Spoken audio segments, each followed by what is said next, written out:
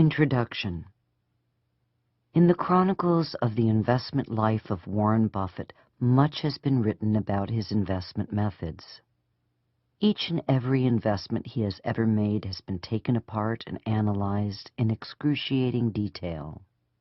David and I alone have written the books Buffettology, The Buffettology Workbook, The New Buffettology, The Tao of Warren Buffett, and Warren Buffett and the Interpretation of Financial Statements, all on Warren's investment methods and all international bestsellers.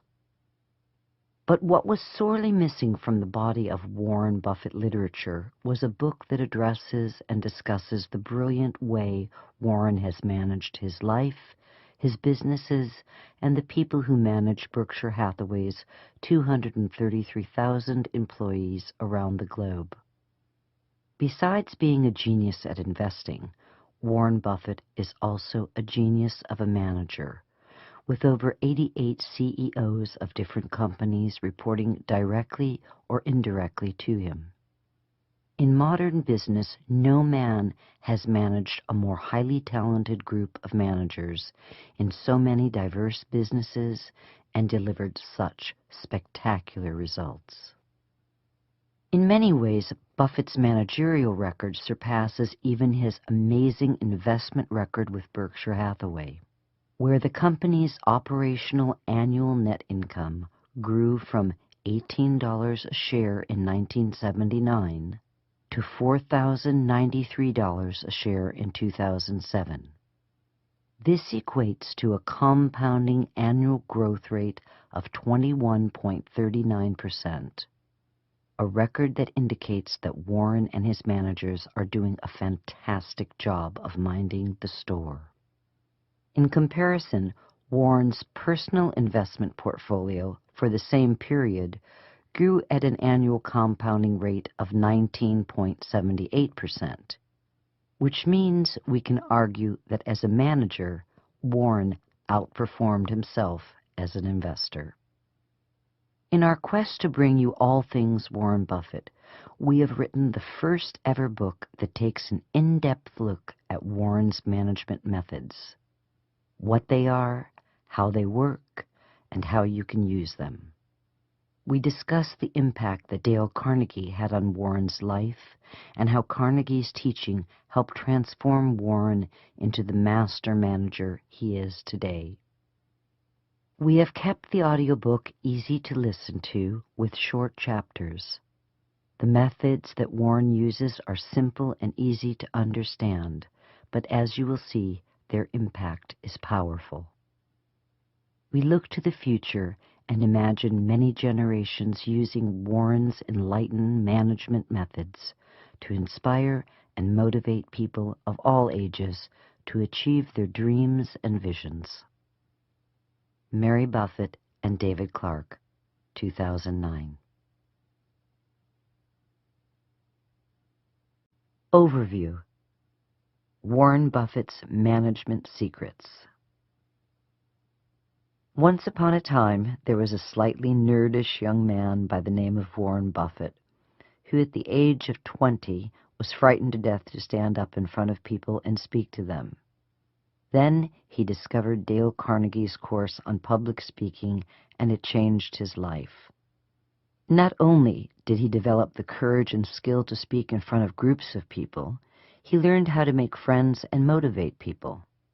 Warren considers his Carnegie education a life-changing event and the most important diploma he has ever received. Once Warren was comfortable with public speaking, he also became a devotee of Dale's philosophy on interacting with people. He read and reread Carnegie's book, How to Win Friends and Influence People, dozens of times, underlying it and memorizing entire passages. The book became his Bible for dealing with people and one of the cornerstones of his management philosophy. Was he successful? Here is what A.L. Ueltschi, the founder and chairman of Flight Safety International, Inc., the world's leading aviation training company, told author Robert P. Miles about Warren as his boss.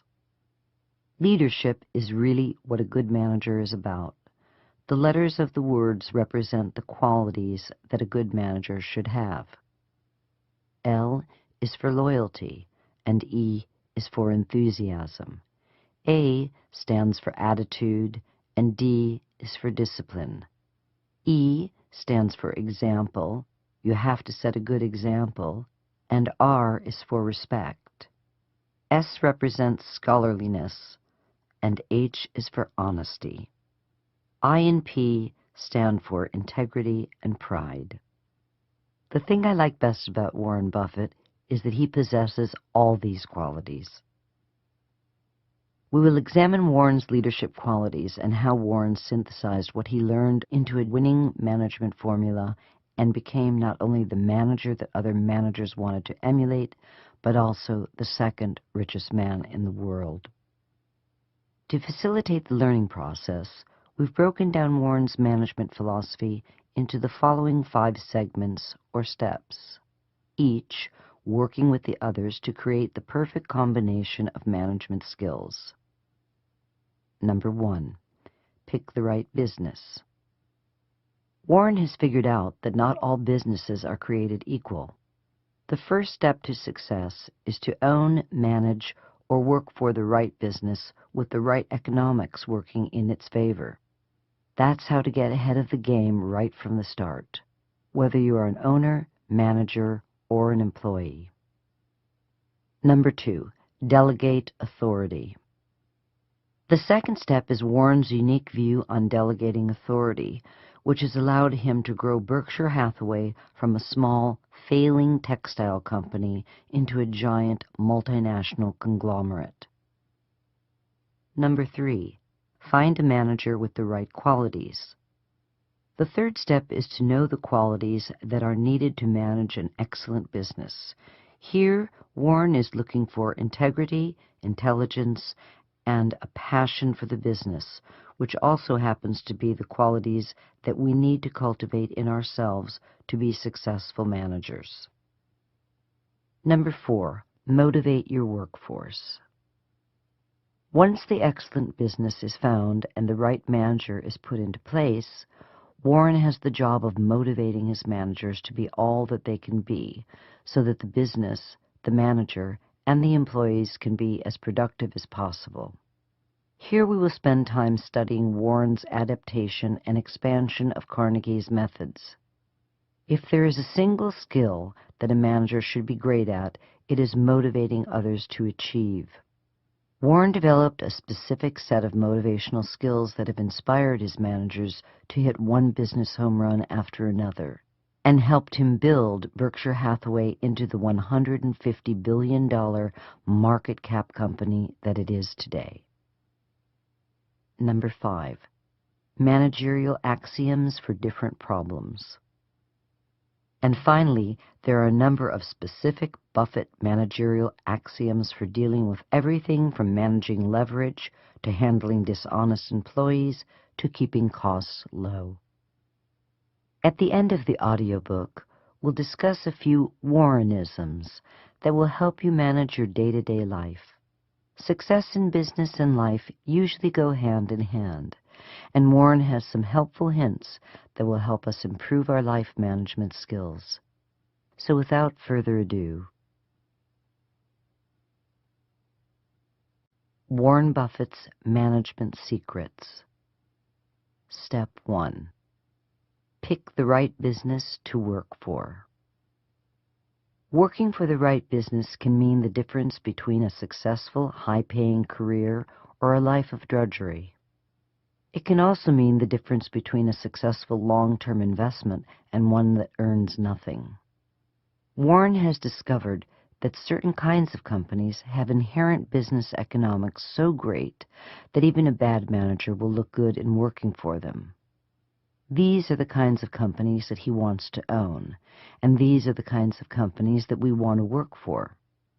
Warren has identified a number of characteristics to help us identify these wonderful businesses, which is where we will begin. Chapter 1.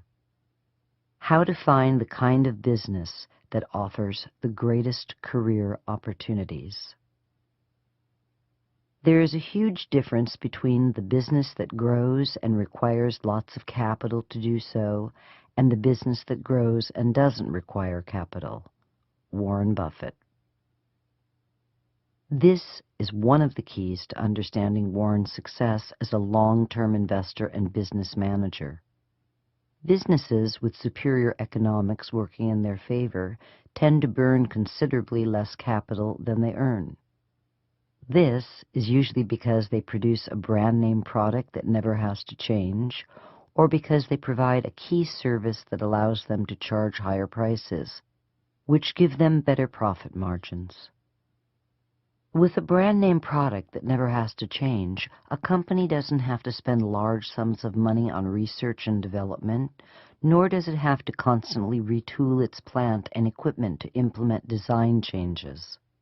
Therefore, it can use the same plant and equipment over and over again, year after year, until the equipment finally wears out. All of the money it saves can be used to expand the business without having to burden the company with additional debt or the selling of new shares. The capital needed for growth is generated internally. All of this, of course, helps make the managers of these super companies look brilliant. An example. A company like Coca-Cola never has to spend billions of dollars redesigning its product or retooling its manufacturing plants to stay ahead of the competition. This leaves it plenty of money to spend on such fun things as buying other companies and paying big bonuses to its managers.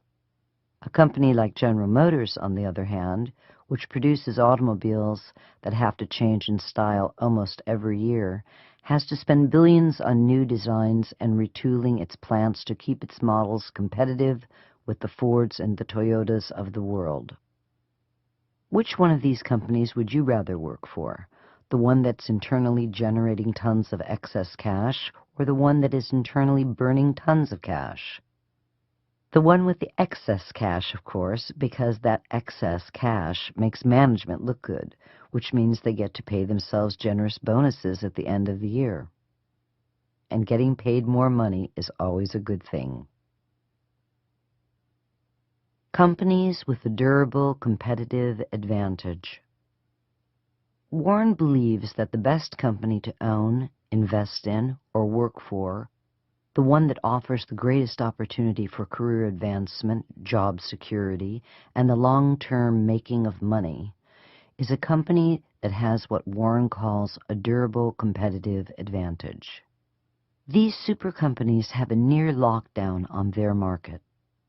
What this means to us is that these companies have products and services that never really change, are easy to sell, and own a piece of the consumer's mind. This equates to higher profit margins and inventory turnover, which means these companies are often awash in cash. On the other side of the coin, there are companies with lousy economics that are very difficult businesses for us ever to look good in. They tend toward boom and bust cycles that make you a star one moment and out of a job the next. So the business that offers us the greatest employment advantage are the ones with some kind of durable competitive advantage working in their favor. Warren has figured out that these super companies come in three basic business models. They either 1. Sell a unique product, 2. Sell a unique service, or 3. Are the low-cost buyer and seller of a product or service that the public is consistently in need of. Let's take a good look at each of these three kinds of super businesses and discover the employment opportunities that they offer. Companies that sell a unique product. This is the world of Coca-Cola, Pepsi, Wrigley, Hershey, Coors, Guinness, Kraft, American Company, Johnson & Johnson, Procter & Gamble, and Philip Morris. Through the process of customer need and experience and the promotion by advertising, these companies have established the stories of their products in our mind, and we immediately think of their products when we go to satisfy a specific need.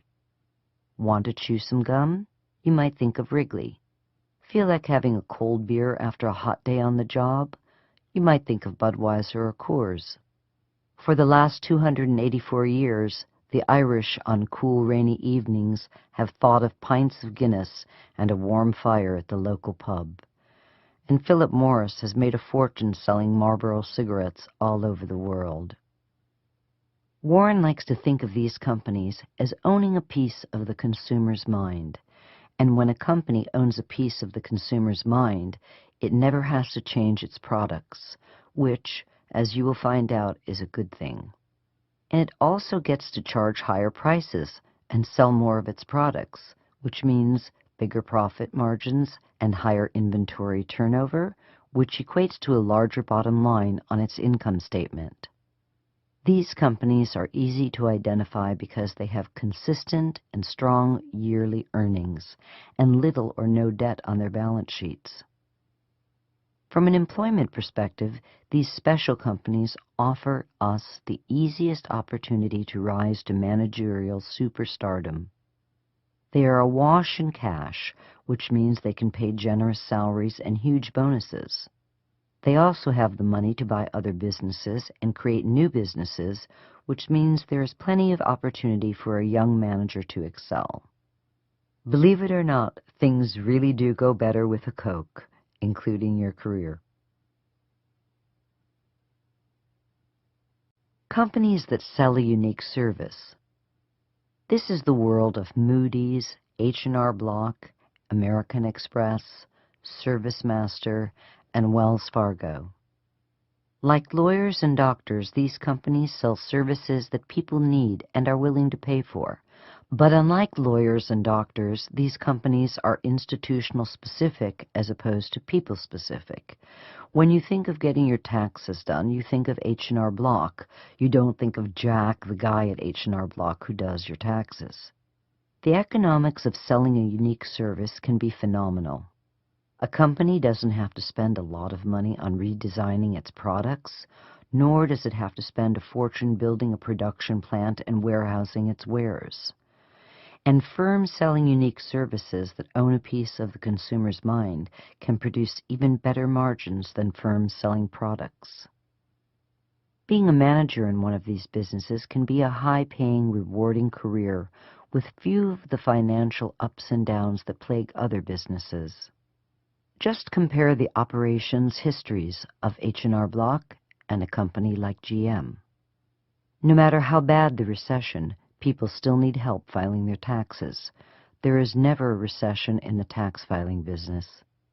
But with a company like GM, the whims of the economy can be devastating in just a short amount of time. The management team of H&R Block will never stay awake at nights worrying about union demands, too much debt, or the buying whims of the public. The same cannot be said for the management team of GM. Companies that are the low-cost buyer and seller.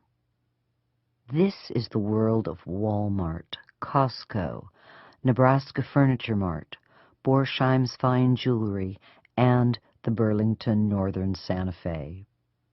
Here, big margins are traded for volume, with the increase in volume more than making up for the decrease in profit margins. The key here is to be the low-cost buyer, which allows you to get your margins higher than your competitors and still be the low-cost seller of a product or service. Here, the reputation of being the best price in town lures in consumers. In Omaha, if you need a new stove for your home, you go to the Nebraska Furniture Mart for the best selection and the best price. Want to ship your goods across country? The Burlington Northern can give you the best deal for your money. Live in a small town and want the best selection with the best prices? You go to Walmart.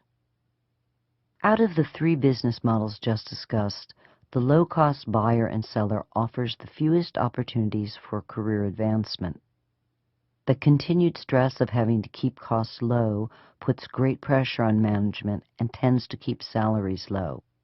Yet these businesses still offer better employment and management opportunities than do the mediocre businesses that do not fit into one of these three categories.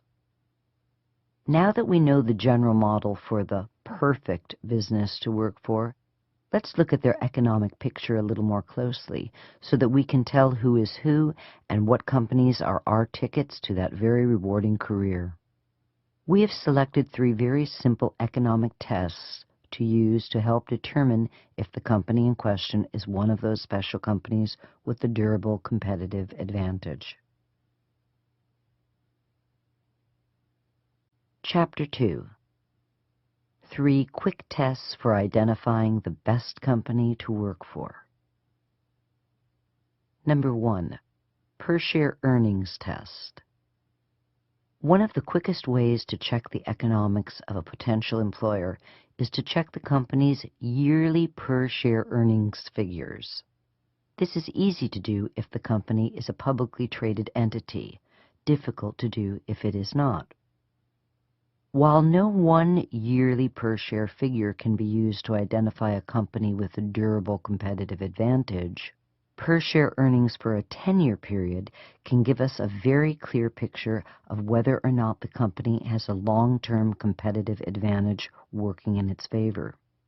What Warren looks for is a per-share earnings picture over a 10-year period that shows consistency and an upward trend. Something that looks like this. In '99, a per-share earning of $1.30. 2000, $1.48. 01, $1.60. 02, $1.65. 03, $1.95. 04, $2.06. 05, $2.17. 06, $2.37. 07, $2.68. 08, $2.95.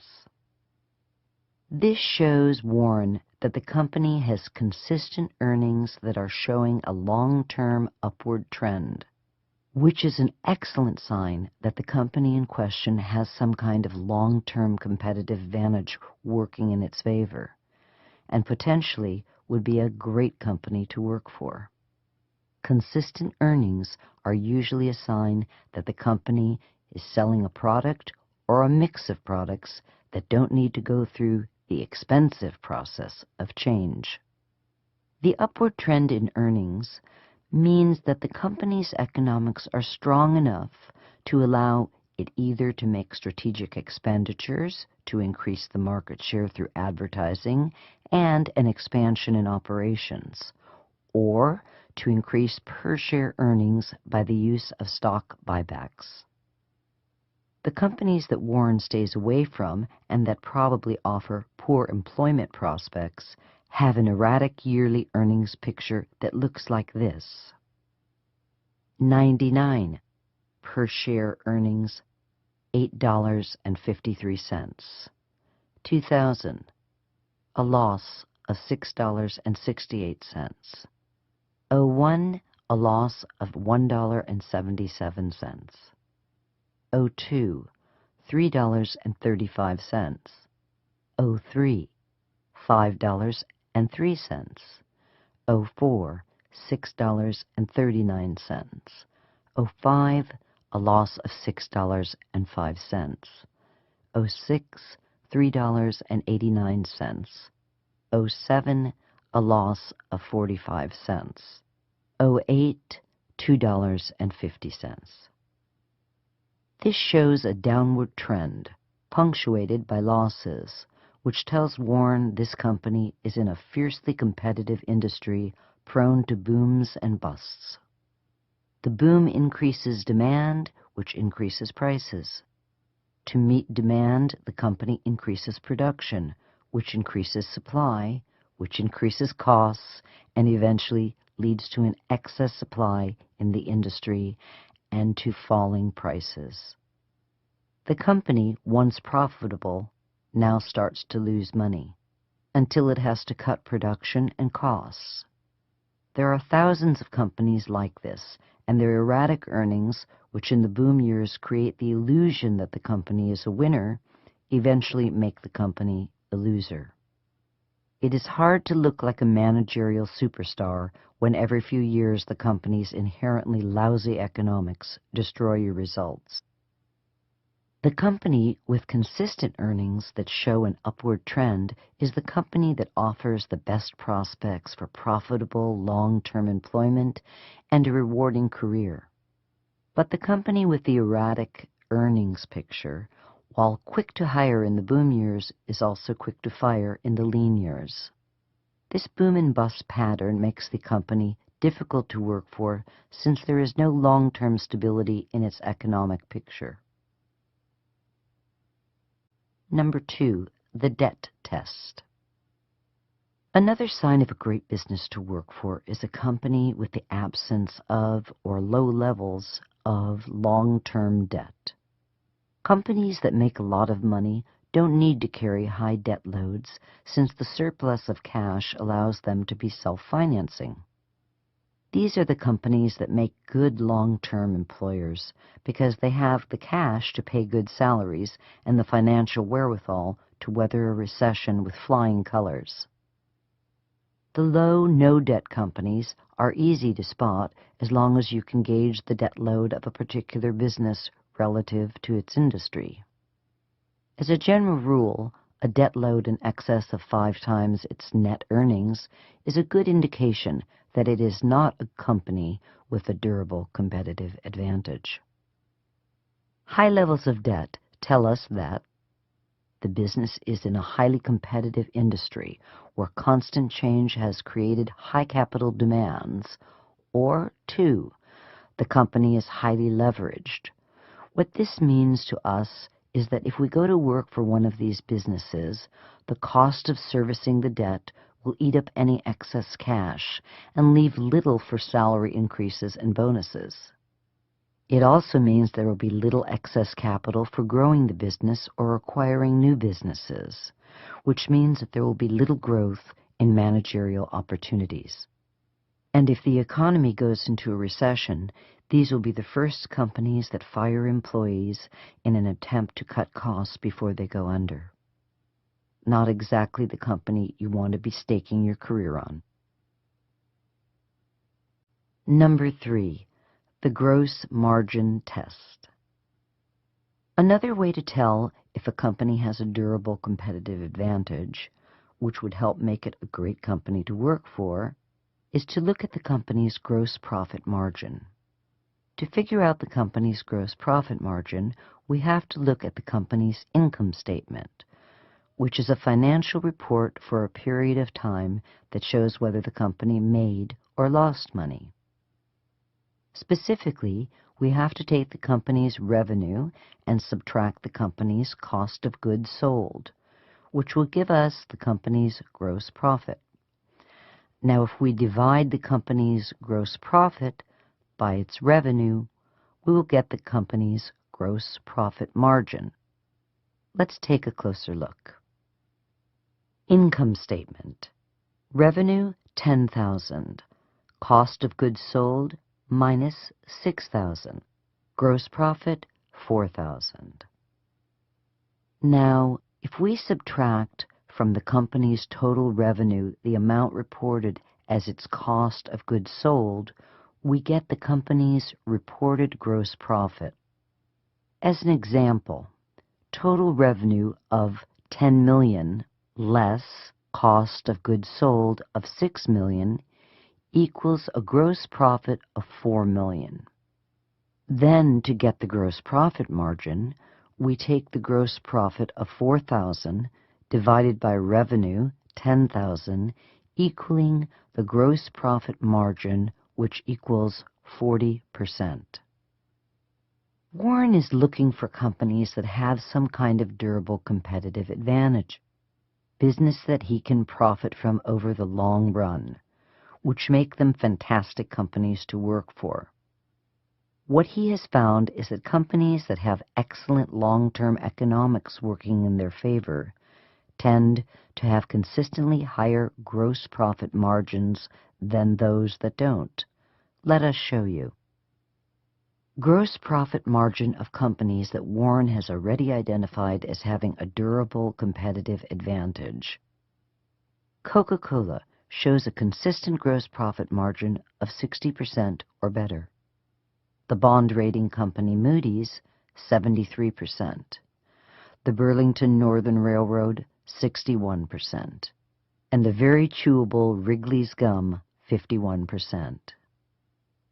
Contrast these excellent businesses with several companies that we know have poor long-term economics, such as the in and out of bankruptcy United Airlines, which shows a gross profit margin of 14%, troubled automaker General Motors, which comes in at a weak 21%, the once troubled but now profitable U.S. Steel at a not-so-strong 17%, and Goodyear Tire, which runs in any weather but a bad economy, stuck at a not very impressive 20%.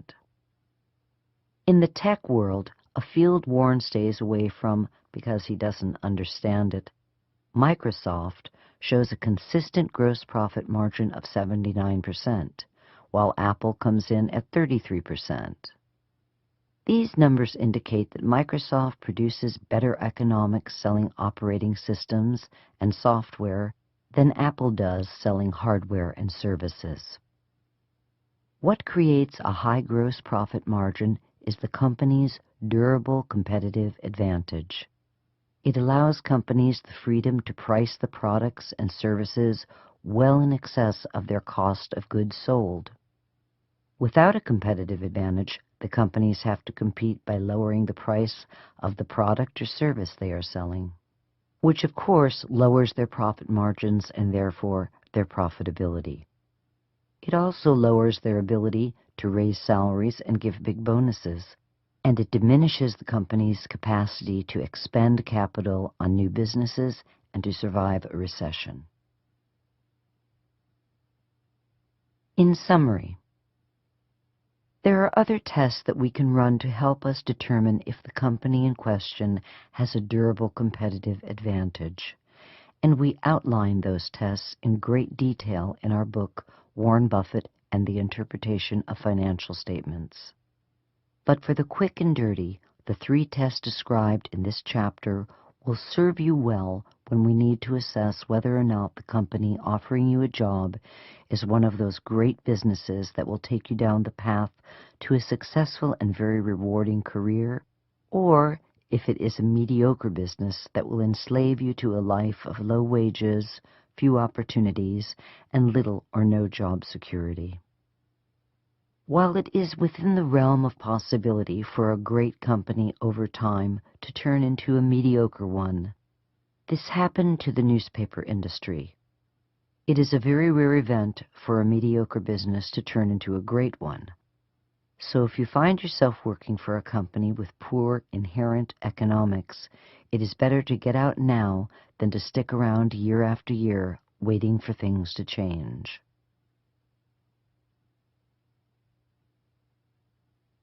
Step 2.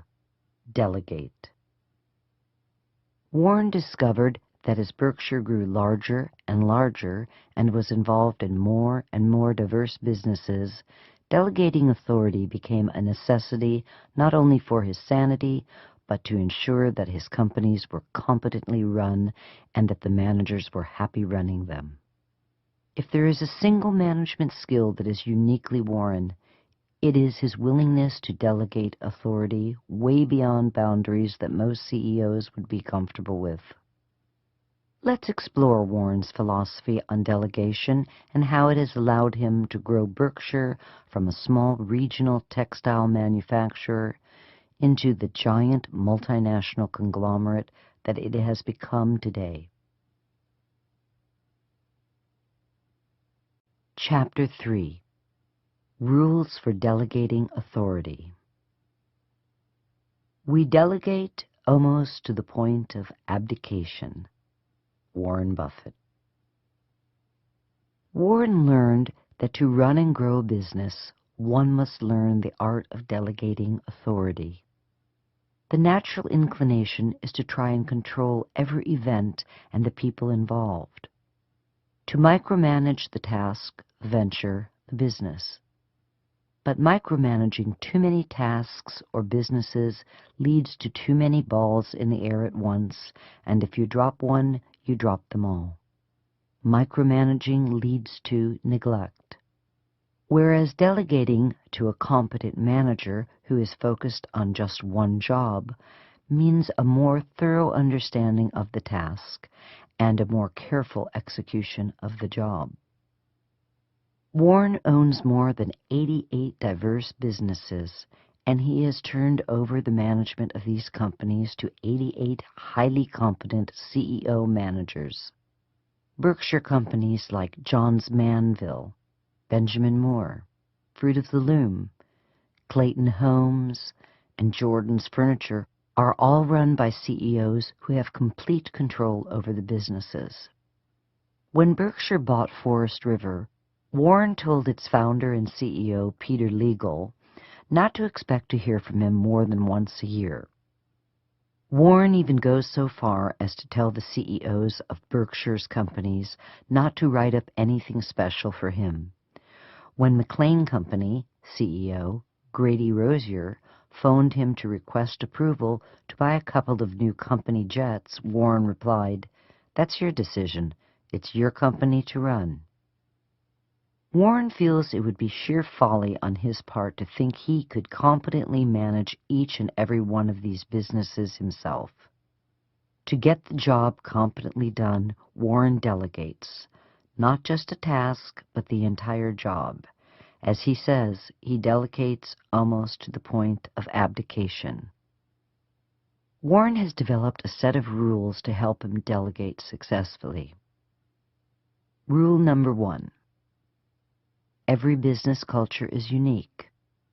From the smallest of firms to the largest of corporations, workers and managers have developed highly specialized skill sets that allow them to accomplish their tasks. As a manager, Warren has learned that he cannot perform these highly specialized skill sets even remotely as well as they can. He feels that his employees are the experts and should be allowed to do what they are good at doing without his interference. He also feels that if he has any job as a manager, it is to inspire his employees to greatness at their jobs. Think cheerleader, not slave driver. Rule number 2. Warren has discovered that competent managers like to be left alone to run their businesses as they see fit. Warren encourages his managers to continue to think of their businesses as their own. The result is they work harder and make sure that the business does well. For them, it's a matter of pride. Rule number 3. Warren realizes that in order for complete delegation of authority to work, it is necessary not only that the managers be hardworking, passionate, and intelligent about their businesses, they must also have a great deal of integrity. In other words, they must be as honest as the day is long. If they are not honest, they just might end up using their hardworking, passionate, and intelligent ways to rob us blind. In summary, Warren's rules of delegation are fairly simple. Each and every business is unique. Your employees are better at doing their individual jobs than you are. If we want the business to grow, we must delegate authority. Managers like to be left alone to run their businesses. And the managers we hire need to be hardworking, intelligent, and most important, honest. Or, as the late great Berkshire manager, Mrs. B, once said regarding the secret to her success in the furniture business, sell cheap and tell the truth. Step 3. Find the right manager for the job. Once the right business is found or acquired and the need for delegation understood, The next job is to hire the right manager. For Warren, the characteristics of the right manager just happen to be the managerial qualities that we should cultivate in ourselves. Let's take a look at just what those characteristics are. Chapter 4. Where Warren starts his search for the right manager. Management changes, like marital changes, are painful, time-consuming, and chancy. Warren Buffett. This is a lesson that Warren learned the hard way.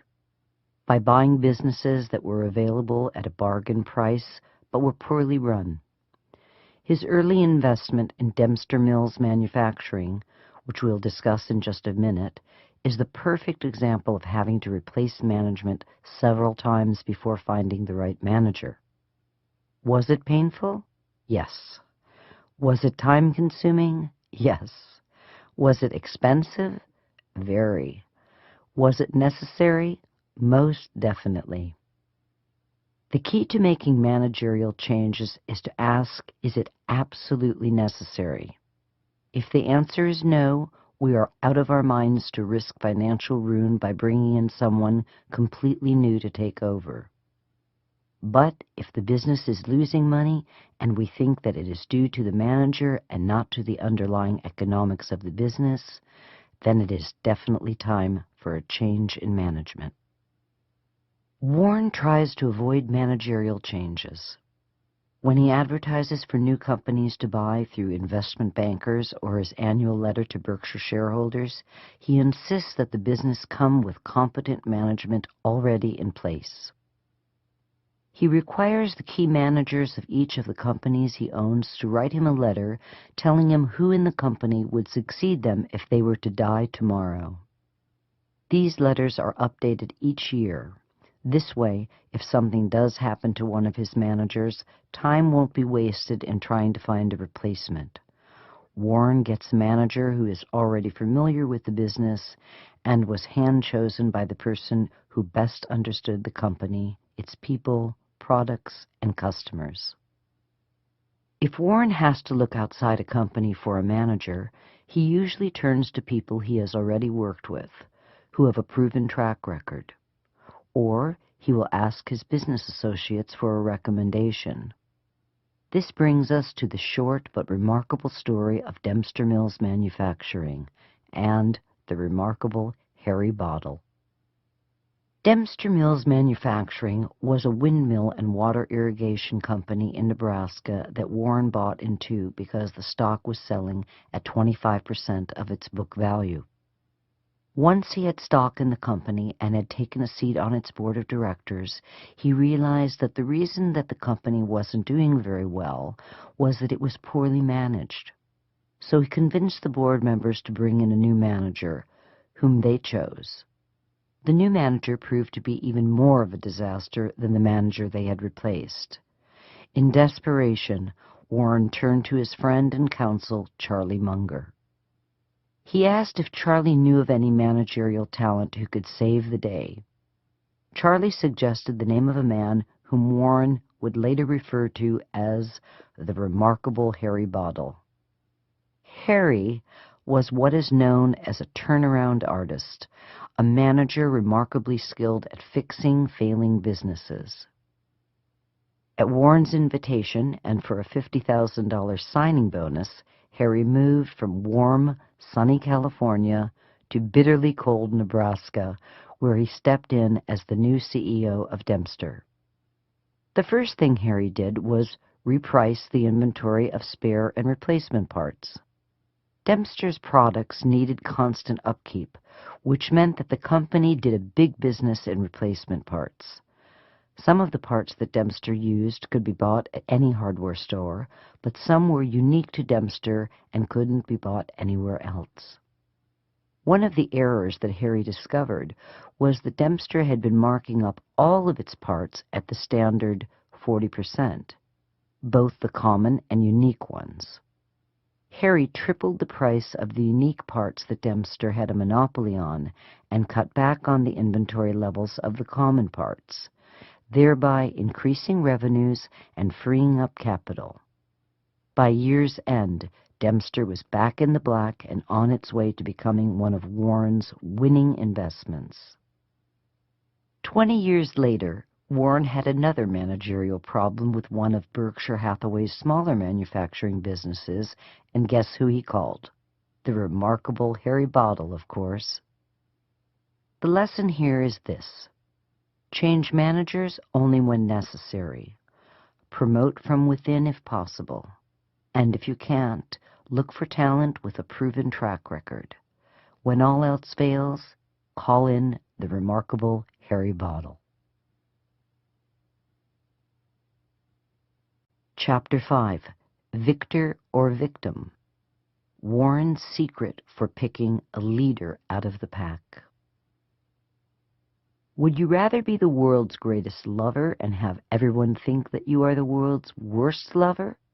Or would you rather be the world's worst lover and have everyone think that you are the world's best lover? Warren Buffett. Warren theorizes that all people have either an inner or outer scorecard. We are true to ourselves, or we conform to what we think the world wishes us to be. A true leader follows the beat of his or her own drummer, while a bureaucrat bends to the perceived wishes of others. It is hard to stand alone when the winds of popular opinion are against you. Warren's ability to do this has made him super rich. He buys stocks when everyone else is afraid, and sells when everyone else is enthusiastic. He has spent his life going against the herd. Free and independent thinkers like Warren Buffett are never victims. They are masters of their own destiny. In discussing the difference between victor and victim mentality, psychologists talk about the locus of control. If you have an internal locus of control, you blame yourself when something goes wrong. You believe that you are in control of your fate and that you have control of the outcome. And if you fail, it's because of your own actions and no one else's. But if you have an external locus of control and something goes wrong, you blame everyone but yourself. As a young man, Warren was deeply influenced by his father, Howard, who had a strong internal locus of control. When the Great Depression hit, Howard started a successful new business. When he disagreed with what was going on in government, he got himself elected to Congress. This taught Warren that he, not the world, was in control of his life, and that he, not the world, would determine what his life would look like. Having an internal locus of control is not always easy. When you win, it was you who won it, but when you lose, it was you who lost it. There is no scapegoat, no one other than yourself to blame, which can be crushing. Warren's failed investments in 2 Irish banks and his overpayment for ConocoPhillips are his failures and his alone, and he learned from them, but he makes a special point not to dwell on his failures for too long. By not dwelling on them, he avoids the crippling effect that failure can bring to someone with an internal locus of control. The great lesson here is this: people with an internal locus of control take responsibility for their failures and in the process learn from their mistakes. They are in control of themselves. They are in control of their world. They see problems as challenges to be conquered. Think Bill Gates. People with external locus of control don't believe that they have the power to solve their problems. They believe that they are the victims of circumstances that are beyond their control. Think Wall Street. Which view do you think leads to riches and greatness?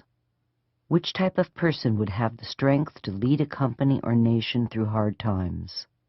Are we victor or victim? Victors make great managers and leaders because they can take responsibility and solve problems. Victims, on the other hand, are too busy inventing excuses and blaming the world to take up challenges and solve problems. Chapter 6. Work at a job you love. There comes a time when you ought to start doing what you want. Take a job that you love. You will jump out of bed in the morning. I think you are out of your mind if you keep taking jobs that you don't like because you think it will look good on your resume. Isn't that a little like saving up sex for your old age? Warren Buffett. In the quest for wealth, we often end up in jobs or professions that we don't like, but we stay at them day after day, year after year, until finally we have run out of time. We delude ourselves into believing that a day will come when we will finally do what we dream of doing. Meantime, we spend a life in misery, which we bring home with us each day to share with our loved ones. This type of suffering in the name of a buck usually starts early in life and is often predicated on need. However, sometimes its foundation is nothing more than greed. Warren believes that not doing what we love in the name of greed is a very poor management of our lives. It makes work drudgery, which drags us down and destroys our spirit. And though we may be making a lot of money, the 9+ hours we are at work, we are miserable. In the world of business, the people who are most successful are those who are doing what they love. Money isn't what drives them. What drives them is the same thing that drives a great ball player or a great musician, a love of what they do. Be it a computer programmer, a salesman, a carpenter, a nurse, a butcher, a chef, a policeman, a doctor, or a lawyer. The people who rise to the top are those who love what they do. And they are usually the people who make the most money in their profession. Loving what you do and earning good money almost always go hand in hand. Warren believes that when we employ people to work for us, we must try to find people who are going to love what we hired them to do. These are the people who will take pride in their work, inspire their fellow workers to greatness, and become the driving force behind the business. They are also the people who have made men like Warren look like geniuses. In the management of our lives, the rule is, love what you do. In the management of our business, the rule is, hire people who love what they do. Both will lead you to the gold. Chapter 7. Put a winning sales team together. I don't want to be on the other side of the table from the customer. I was never selling anything that I didn't believe in myself or use myself. Warren Buffett. Warren learned early on that the best salespeople are those who believe in their products, who have a passion for the products that they are selling. If someone believes in and has a passion for the products he is selling, you can bet that he is very interested in everything about that product, from the material it's made of, to how it's manufactured, to what are its best uses. Even more important, the salesperson will know the best uses of the product. Such knowledge impresses any customer. This is a quality that Warren is looking for in his managers. People who believe in their products and businesses so much that they love to go to work. He doesn't like hiring managers who are only interested in making money and who would rather be somewhere else. Many of Warren's top managers have spent the vast majority of their working lives at the same company and continue working for them even though they are millionaires many times over. Publisher Stan Lipsey of the Buffalo News has been with the company for over 30 years. CEO Irv Blumkin, now in his 50s, has been on the payroll of the Nebraska Furniture Mart since he was a teenager. Both of these super managers are wealthy enough to retire in the morning, but they keep showing up to work, and the reason? They love what they do. The lesson here is this. If we want to put a winning sales team together, we must find people who believe in and are passionate about the products that we are asking them to sell. A salesman's passion for the products he is selling is something that Warren has learned he can bank on. Chapter 8. Obsession. Our prototype for occupational fervor is the Catholic tailor who used his small savings of many years to finance a pilgrimage to the Vatican. When he returned, his parish held a special meeting to get his first-hand account of the Pope. "Tell us," said the eager faithful, "just what sort of fellow is he?" Our hero wasted no words. "He's a 44 medium." Warren Buffett. In Warren's world, the perfect manager is someone who gets up in the morning thinking about the business and at night is dreaming about the business. As he says, obsession is the price for perfection. Warren's obsession led him to memorize Moody's stock manual, starting at A and working his way through Z. One of his favorite all-time investors was a guy with very little education who became so obsessed with water companies that he could tell you how much money they made every time someone flushed the toilet. Guess what that guy made his millions investing in? Water companies, of course. And it is obsession that Warren is looking for in his employees. He once said that if he could ask only one question of his interviewees for a job at Berkshire, it would be how obsessed they are with what they do. His archetype of the perfect manager was the famous Mrs. B, who started and managed the Nebraska Furniture Mart with her family until she reached the ripe old age of 104. There was no keeping the old girl away from the store, which was the love of her life. In the 60-plus years she ran the business, she took only one vacation and was miserable the entire time because she was away from her store. She said that when she went home at night, she couldn't wait for morning so she could get back to her customers. Her only hobby was driving around Omaha checking on the competition. All of Warren's top managers are men and women obsessed. Tony Nicely, CEO of Geico, has worked for the company since 1961 and has no idea what he'd do if he ever retired. Talking about A.L. Ueltschi, founder and chairman of Flight Safety, Warren said, "Al understood what I was about. I understood what flight safety was all about and could tell that he loved the business." The first question I always ask myself about somebody in his position is, do they love the money or do they love the business? But with Al, the money is totally secondary. He loves the business, and that's what I need, because the day after I buy a company, if they only love the money, they're gone.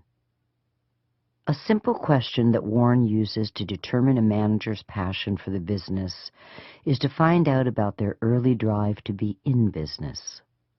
He says that we can tell more about how successful a manager is going to be by whether or not he or she had a lemonade stand as a child than by where they went to college.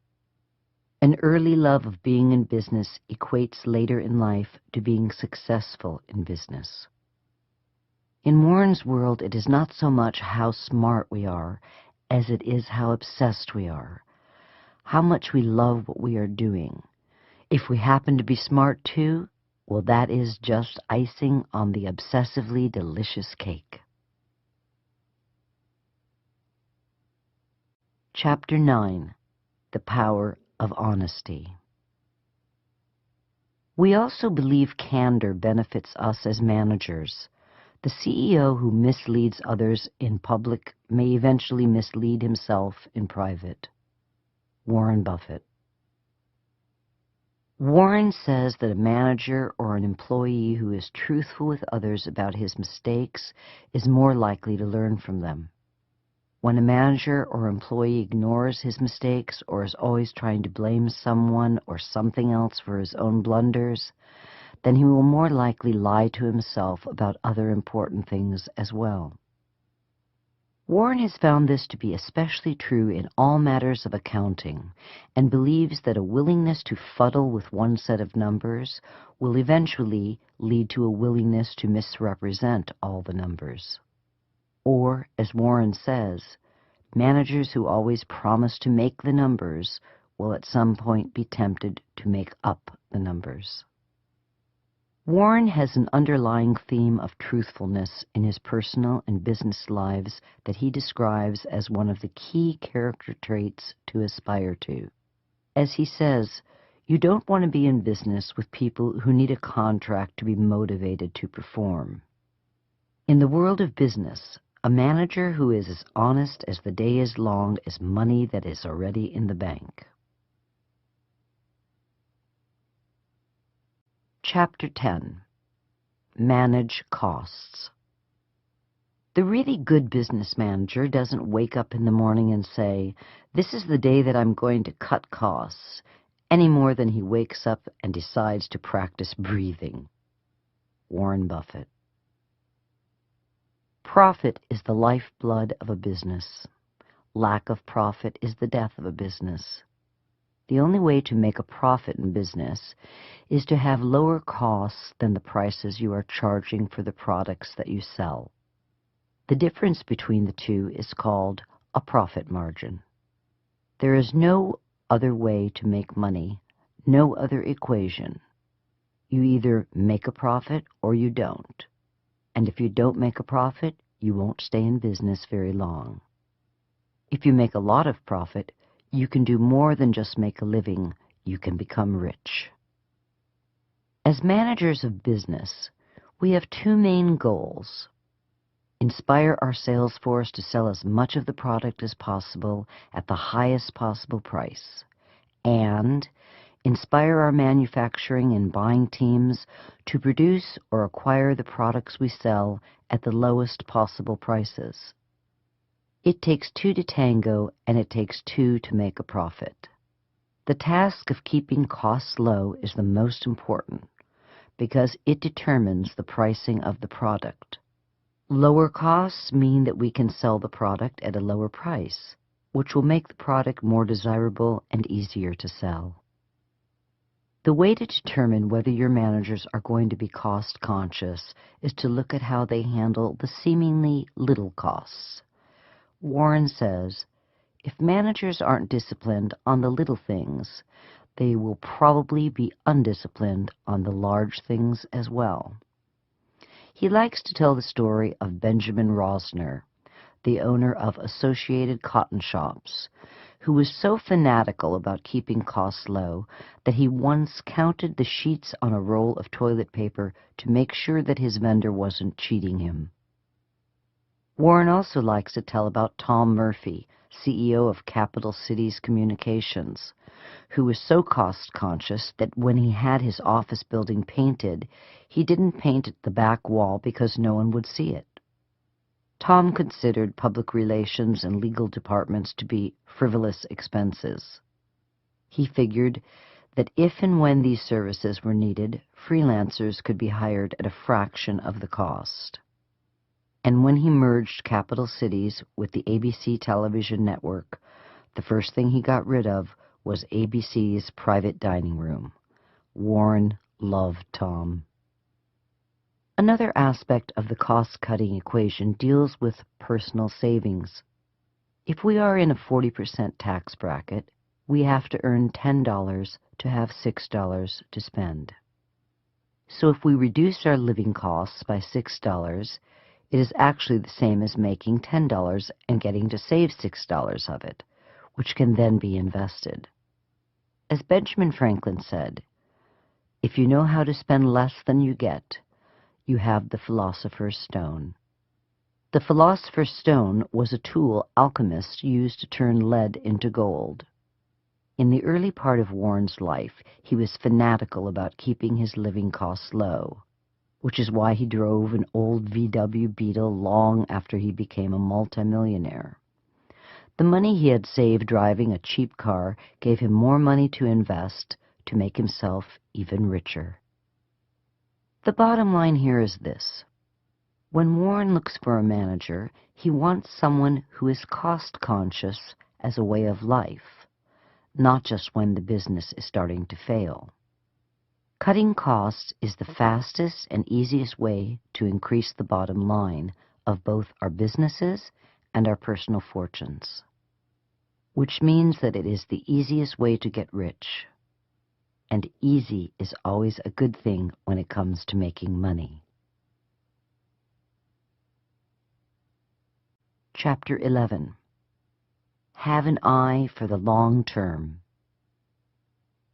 There's really a lot of overlap between managing and investing. Being a manager has made me a better investor, and being an investor has made me a better manager. Warren Buffett.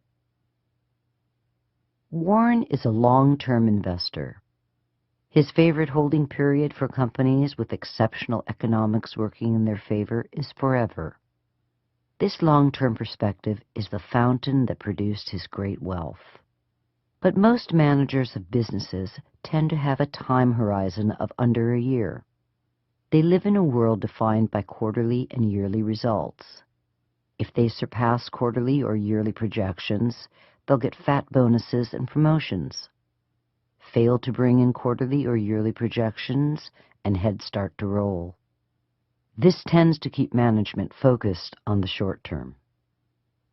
This short-term focus almost kills any long-term planning on the part of management. Managers are driven to make the short-term numbers at the cost of long-term planning.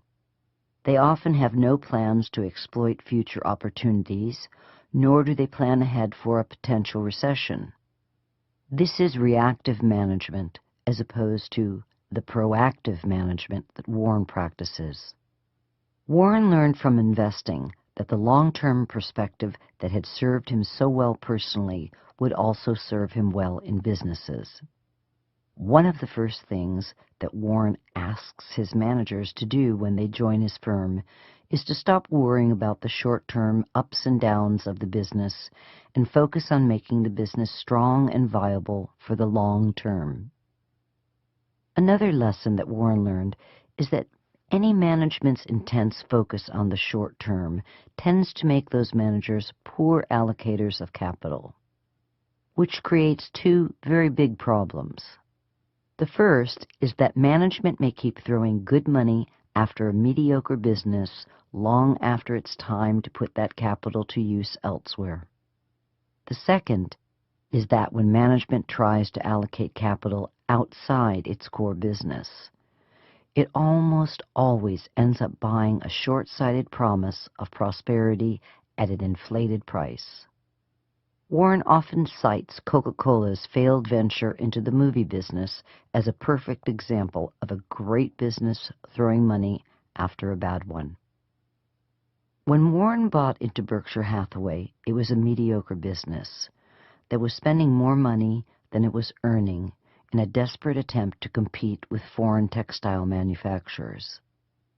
After Warren acquired control, he had the insight to see that it was a dying business, so he stopped spending Berkshire's working capital on the textile business and used it to acquire an insurance company, which is a better business from a long-term perspective.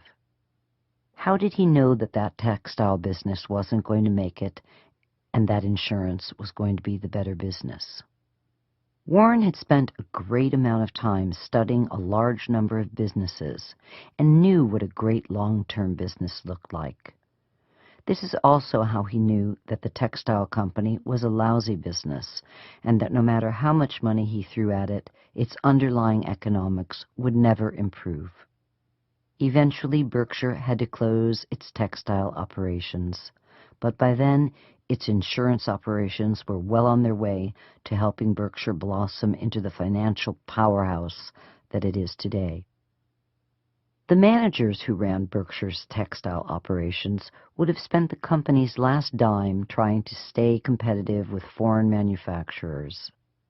It was lucky for Berkshire shareholders that Warren had the clarity of vision to see what the future of the textile business looked like and the foresight to invest the company's working capital in a company that had far better long-term prospects. Ultimately, Warren learned when he looks for a great manager, he is also looking for a great investor, whose responsibility is to invest the firm's money in people, products, and new businesses, always with the long-term perspective in mind. Chapter 12. How to Determine Salaries. If you have a great manager, you want to pay them very well. Warren Buffett. Great managers are like great football coaches. They are few and far between. How do you measure whether or not a manager is great? Not all businesses are the same. Some businesses have mediocre economics, while others have exceptional economics. Those with exceptional economics working in their favor are often the types of businesses that make even a lousy manager look good. On the other side, even an exceptional manager may not look too spectacular if he or she is managing a mediocre business. How do we tell the difference? Warren examines how well a manager is doing by measuring the manager's performance against others in his industry. For example, if we own a business that is earning 20% on shareholders' equity, we might think it is great and hand our manager a big bonus check at the end of the year.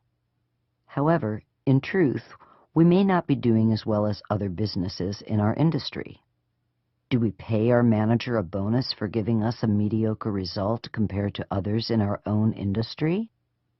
For Warren, the answer is no. Unexceptional performance with an exceptional business does not inspire him to dole out exceptional bonuses at the end of the year. The opposite is true of a business with mediocre economics. If our business is earning 5% on equity, we might correctly conclude that, compared to all other businesses, it is on the low end. But by comparing it to other businesses within our own industry, we might find that it is on the high end, which would indicate that our manager is keeping us ahead of the pack, and for that he should be handsomely rewarded. Warren is a big believer in performance-based pay, as long as it is based on the value added by the manager and not the inherent economics of the business. In Warren's world, bonuses are paid according to how much the manager truly improves the underlying economics of the business, not how much the underlying economics enhances the perceived performance of the manager. Step 4. Motivate your workforce. Warren realized early on that if he was to delegate to the point of abdication, motivating his managers to achieve exceptional levels of performance would be his primary function. Once he found the right businesses and put the right managers in place, all he had left to do was motivate his managers to be all that they can be. In this portion of the audiobook, we present the management motivational skills that Warren uses. We explain what he learned from Carnegie and others and how he adapted this into a winning management style. From first impression to using praise, to understanding the dangers of using criticism, to the subtle use of suggestion, Warren is masterful in inspiring and influencing his managers. We begin by examining his use of first impression to set the stage.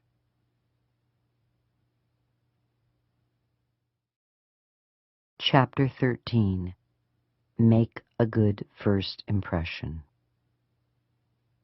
When you meet someone for the first time, begin the encounter in a friendly way.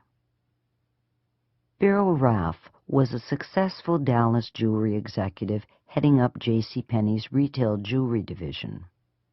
Then, in the spring of 2009, she got a call from a friend in the business asking her if she'd be interested in interviewing for the job of CEO of Berkshire's Helzberg Diamond Shops. Helzberg's is a 90-year-old chain of 240 jewelry stores and the life's work of Diamond King Barnett Helzberg before he sold out to Berkshire. Beryl had long admired Warren and his company, Berkshire Hathaway. She knew the quality of the people who worked for him, the multitude of great businesses that he owned, and his stellar reputation as an enlightened CEO. She knew that his managers sang his praises and thought the opportunity of working for such a first-rate outfit might be the chance of a lifetime. Merely talking to Warren would be a highlight of her career. What she did not expect was to see Warren picking her up at the airport himself in his gold Cadillac. As nervous as Beryl was, Warren immediately put her at ease. She found him witty and charming. After spending a couple of hours at his office answering questions about her vision for the jewelry business, Warren took her to a delightful lunch at his country club, gave her a tour of his hometown, and then offered her the job. She thought it over for a couple of days, and then accepted and has been happy ever since. Beryl says that even after just a few months on the job, she already feels like an adopted member of Warren's extended family. Warren recognizes the importance of making first encounters friendly. He started his meeting with Beryl by meeting her and offering her a ride. He was light, funny, friendly, and eager to put her at ease. He took her to lunch and listened to her. Her first impression? This is a guy I would love to work for. And Warren continues to make her feel like a special member of the Berkshire Hathaway family. She has said that her greatest fear is disappointing him. Imagine if Warren had done just the opposite. What if he hadn't picked Beryl up at the airport? What if he had made her take a cab instead? Imagine he didn't even take her to lunch or listen to her. Her first impression might have been that Warren was a distant billionaire who only cared about whether or not she would make him more money, the kind of boss she wouldn't like working for. And if that had been the case, she probably wouldn't have taken the job. The rule is simple. If you want to get your way, start your encounters with other people in a friendly way. As Warren has discovered, it's the only way that pays. Chapter 14. The Power of Praise. We all have a deep and honest need to be appreciated. Warren recognizes that we all have a need to feel important. It's almost biological. Early American psychologist and philosopher William James once said, "The deepest principle in human nature is the need to be appreciated." This is not lost on Warren. One of the great early managers whom Warren studied was Charles Schwab, the former head of the United States Steel Company. Schwab was the first superstar manager and the first CEO to be paid $1 million a year. What made Schwab the most revered manager of his day was not his knowledge of the steel industry, which even he admitted wasn't extensive, but rather his ability to inspire enthusiasm in his employees. He did that through appreciation and encouragement. Schwab said, "I consider my ability to arouse enthusiasm to be my greatest asset, and the way to develop the best that is in a person is by appreciation and encouragement. There is nothing that kills the ambitions of a person as much as criticisms from superiors. I never criticize anyone.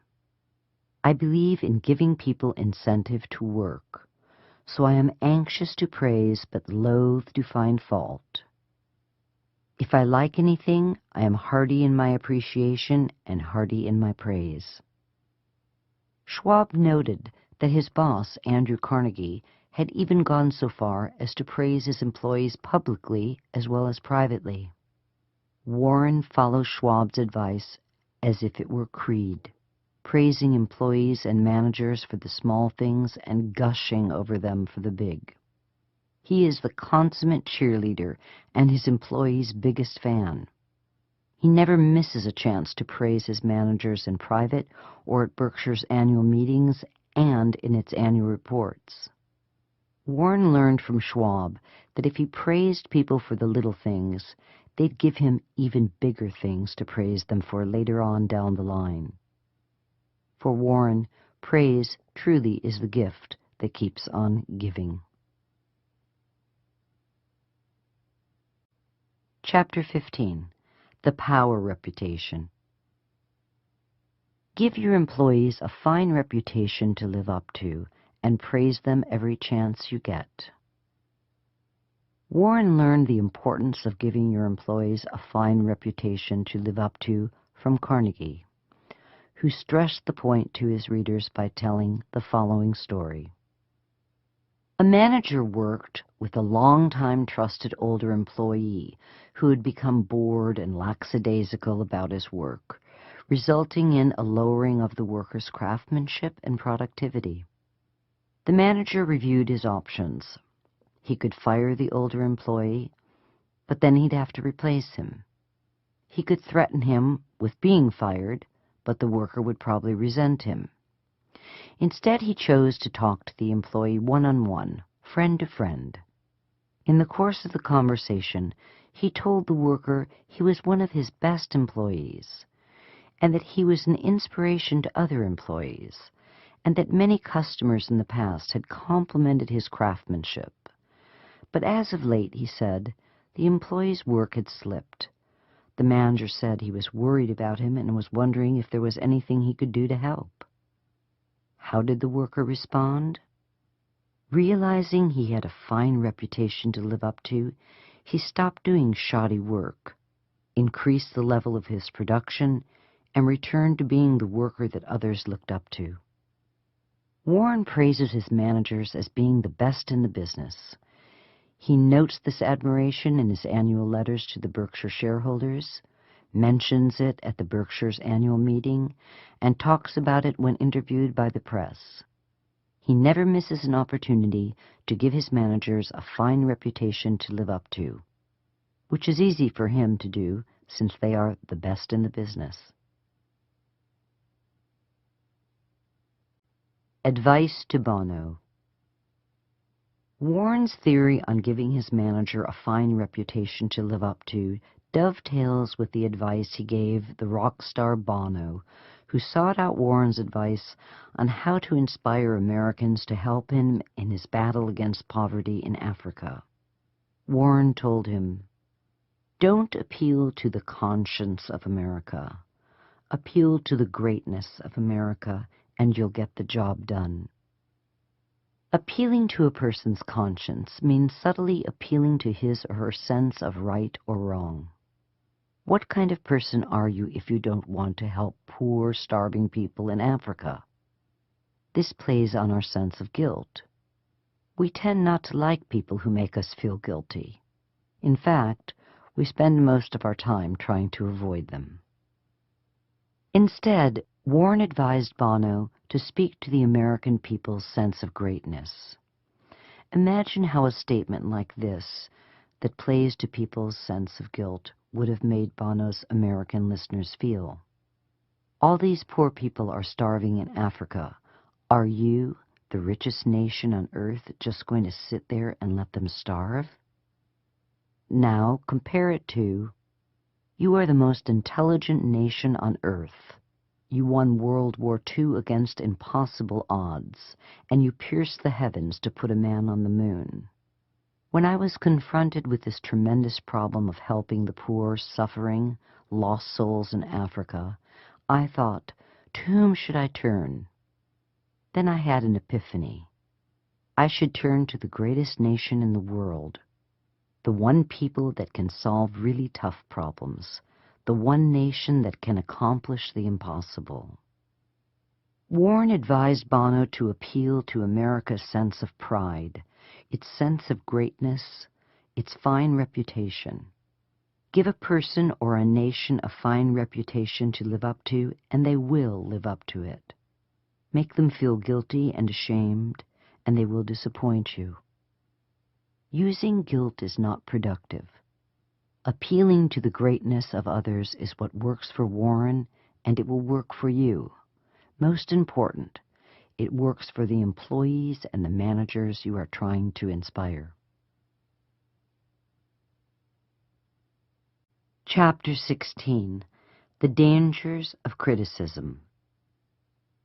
Using criticism to motivate is futile because it puts a person on the defensive, wounds his precious pride, and hurts his sense of importance and arouses resentment. Warren has discovered that uninvited criticism is something we all hate to hear. It breeds resentment. It can drive us out of our parents' house as young adults. It has been the cause of many a failed marriage. Yet many of us make the mistake of bestowing uninvited criticism on others, especially in the workplace. Warren learned long ago that criticism was not the way to inspire his managers. It doesn't make for lasting change, and it destroys any kind of productive working relationship. Instead of criticizing his managers when they make mistakes, Warren tries to understand what went wrong and why there was an error in judgment. He pays attention to his managers and their work environments, and he imagines himself in their shoes. And as long as his managers are taking intelligent risks, he affords them the luxury of making the occasional mistake. Let's take a look at Warren in action. David Sokol is one of Warren's top managers. He runs Berkshire's Mid-American Energy Company. David once spent $360 million on a zinc project that failed and had to be written off as a loss. David fully expected Warren to fire him for his colossal error in judgment. Instead of firing him or berating him with criticism, Warren, hearing the bad news, simply told David, "We all make mistakes." Warren went on to say that he had made even bigger mistakes during his tenure at the helm of Berkshire Hathaway and told David to learn from his error but not to dwell on it. David thinks the world of Warren and has never made a similar mistake. On the contrary, for the last 9 years, he has done a brilliant job leading Berkshire's energy operations to become some of the most profitable in the industry. But had Warren berated him, mocked his stupidity and foolishness, and criticized him, David would have come to despise Warren, and it is doubtful that he would have been inspired to stay on and build Warren's Mid-American Energy into the money-making powerhouse that it is today. Praise by name, criticize the category. Warren knows that praise and criticism are two of the most important tools a manager has at his or her disposal. Used correctly, these tools can inspire employees to work hard, be creative, and achieve great success. Used incorrectly, they can destroy drive, ambition, and creativity, and almost certainly ensure failure.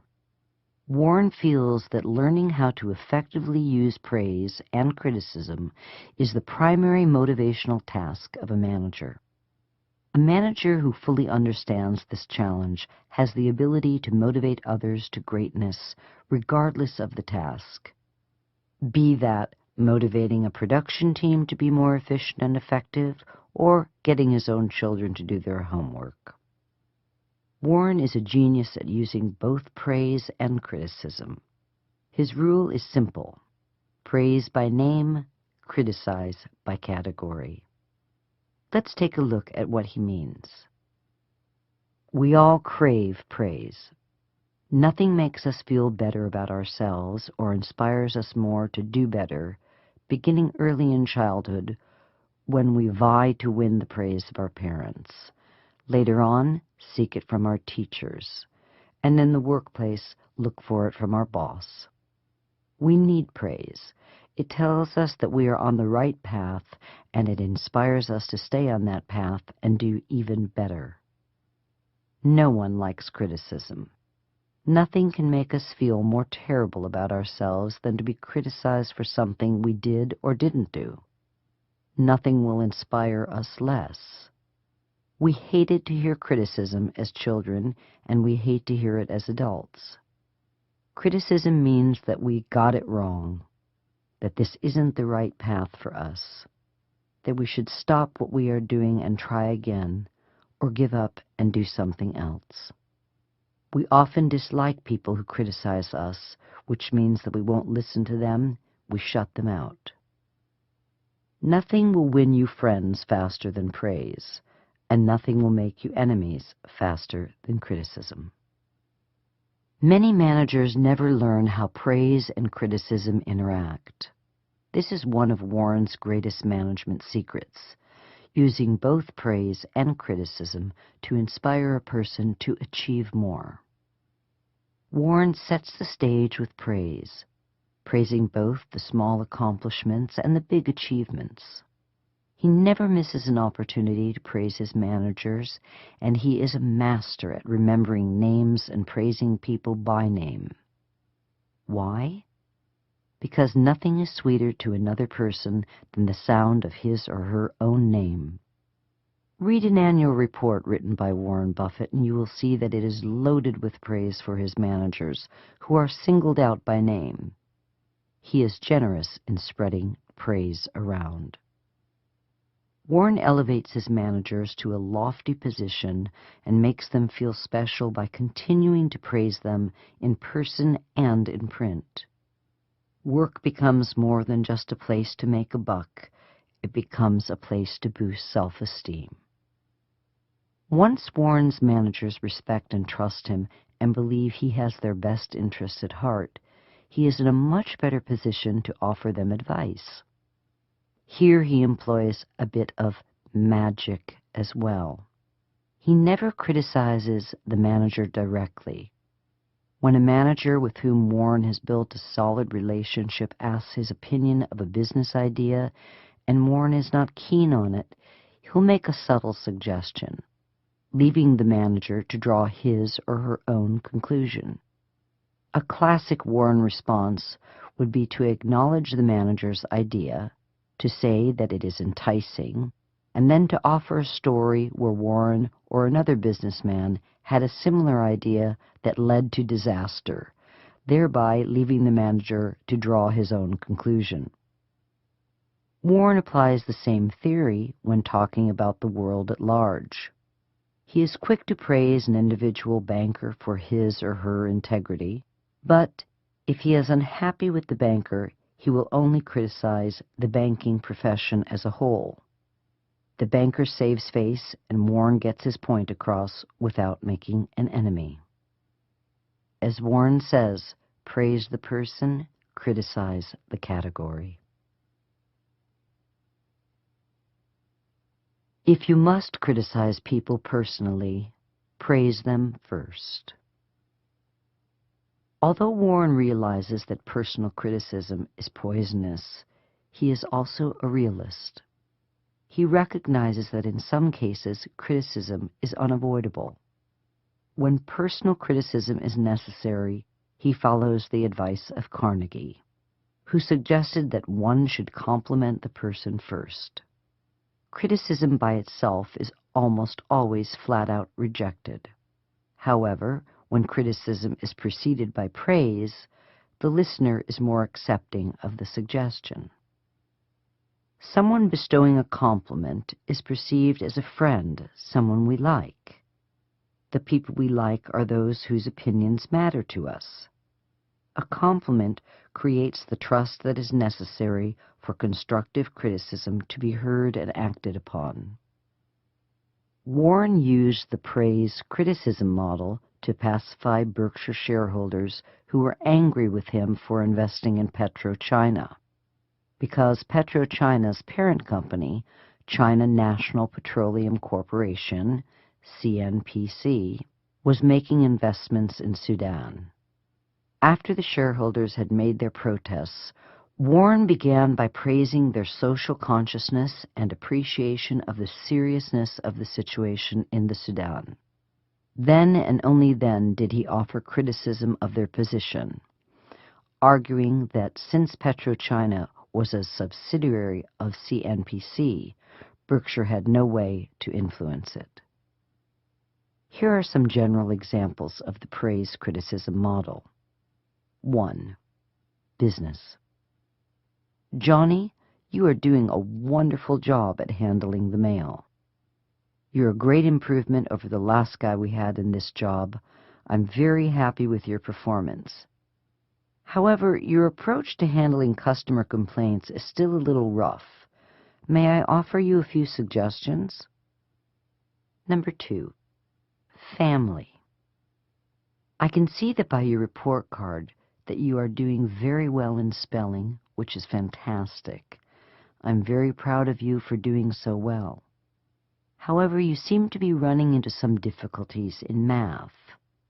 I had that problem when I was your age, and I was wondering if you might be open to me lending a hand in getting you over this rough spot. The rule here is pretty straightforward.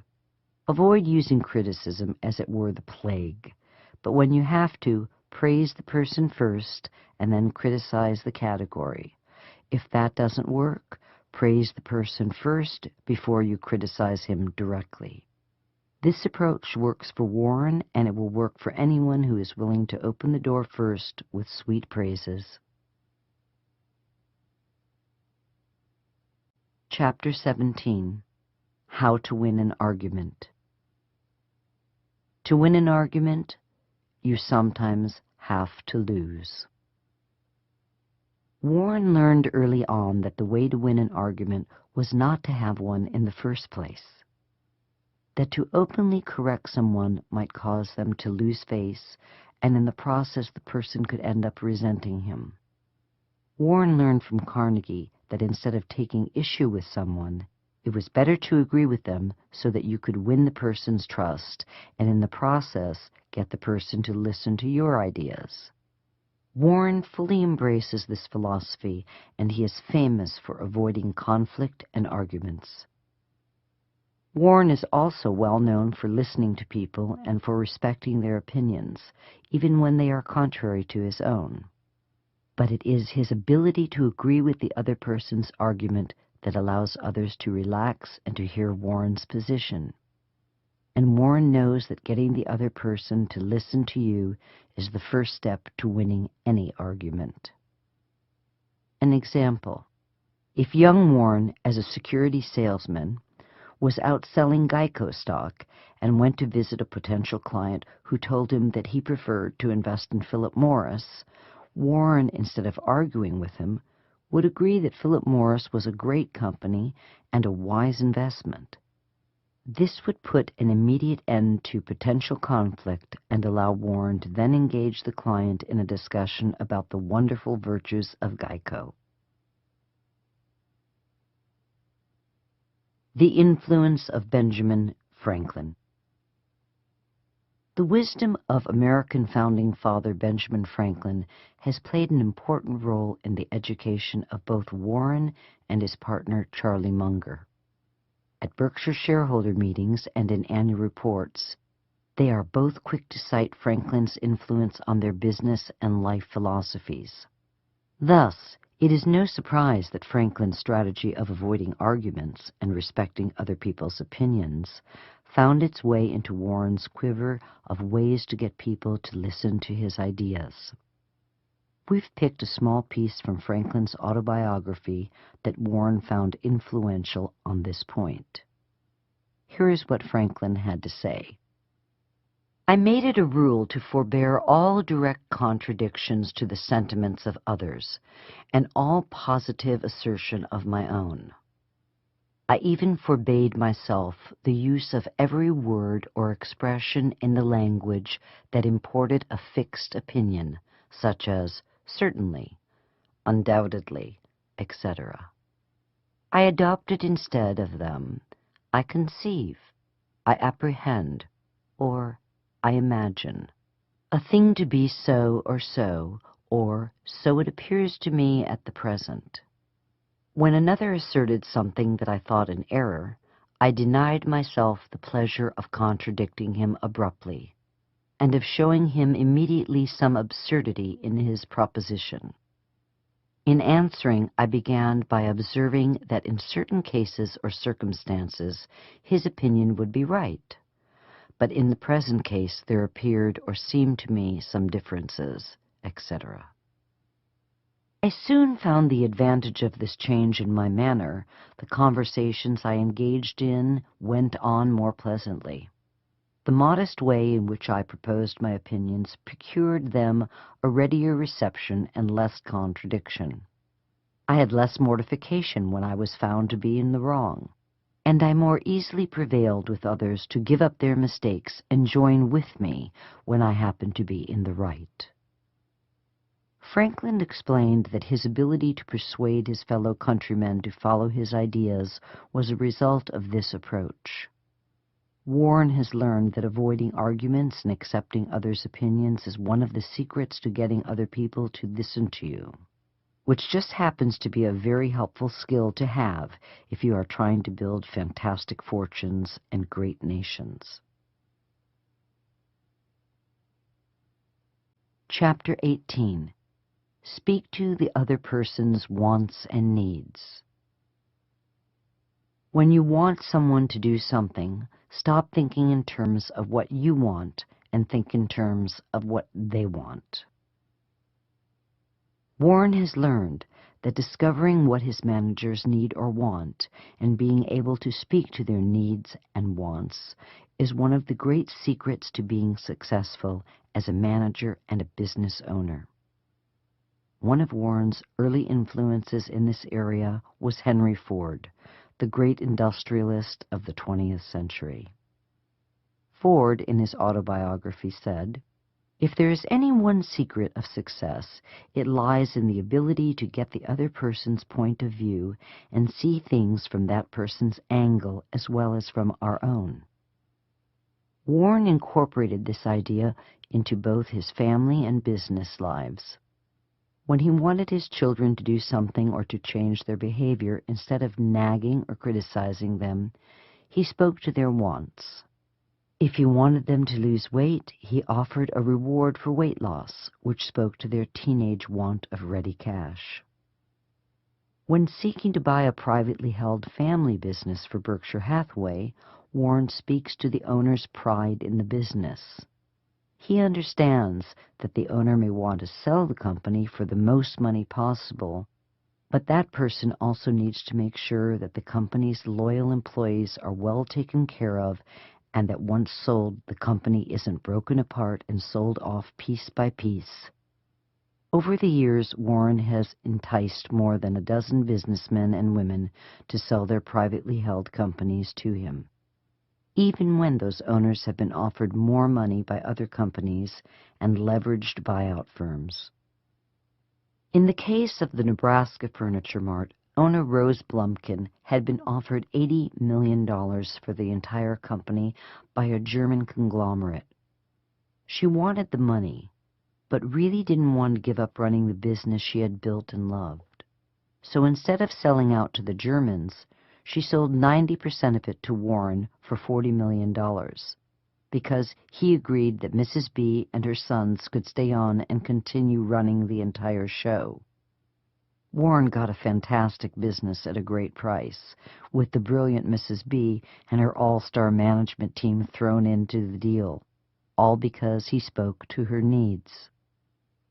And there is little doubt that A.L. Ueltschi, founder and chairman of Flight Safety, would have gotten more money if he had sold out to a leverage buyout firm. But Warren spoke to his needs and offered him the best of both worlds: a ton of money and the chance to keep working at what he loves to do, which is running Flight Safety. What did Warren get? He got a terrific business run by a genius of a man at a price that still keeps him smiling. Does it get any better than that? Chapter 19. Encourage others to come up with the right idea. Inducing the other person to come up with the right idea is far more powerful as a motivational tool than telling them the right idea. Warren is famous for hiring people and then not telling them what to do. Instead, he lets them set their own goals and standards. Invariably, they set the bar higher than he would have. Warren's managers would say that even though he never tells them what he expects from them, they know that he expects a great deal. His silence induces his managers to imagine that he expects a lot, and this becomes the reality that drives their performance. Tell someone to do something, and it becomes an order. No one likes to be ordered about. We naturally resist anyone who gives us orders. However, if it is our idea, we treat it as gospel and act on it with purpose and conviction. We are in control. A perfect example is a motivational story that Carnegie used to tell about an auto dealership sales manager who, after many failed attempts at motivating his salesmen, finally called his sales team together and asked them to tell him what they expected of him as a manager. As he listened to their answers, he wrote them out on a blackboard. Then he asked what he had a right to expect from them. They spoke right up, saying that he could expect them to be honest, hard-working team players and that they would show initiative and optimism. They would set their own standards. Did they live up to them? Not only did they live up to them, they far exceeded them, bringing in record sales. It's a very simple concept that is easy to put into action in our everyday lives. Here are a few examples. Instead of ordering someone not to do something, illustrate the negative consequences of doing it. Don't swim in the lake becomes, there are crocodiles in the lake and they like to eat little children. The child is then induced to thinking of crocodiles eating him, which compels him not to swim in the lake. Instead of ordering someone to do something, illustrate the positive consequences of doing it. I want sales production to increase becomes, if sales production increases, it will make me happy and I'll be able to pay bigger bonuses at Christmas. The workers realize that an increase in sales will make for a happy manager and bigger Christmas bonuses. If you're wondering how to better manage your children, try using the same method.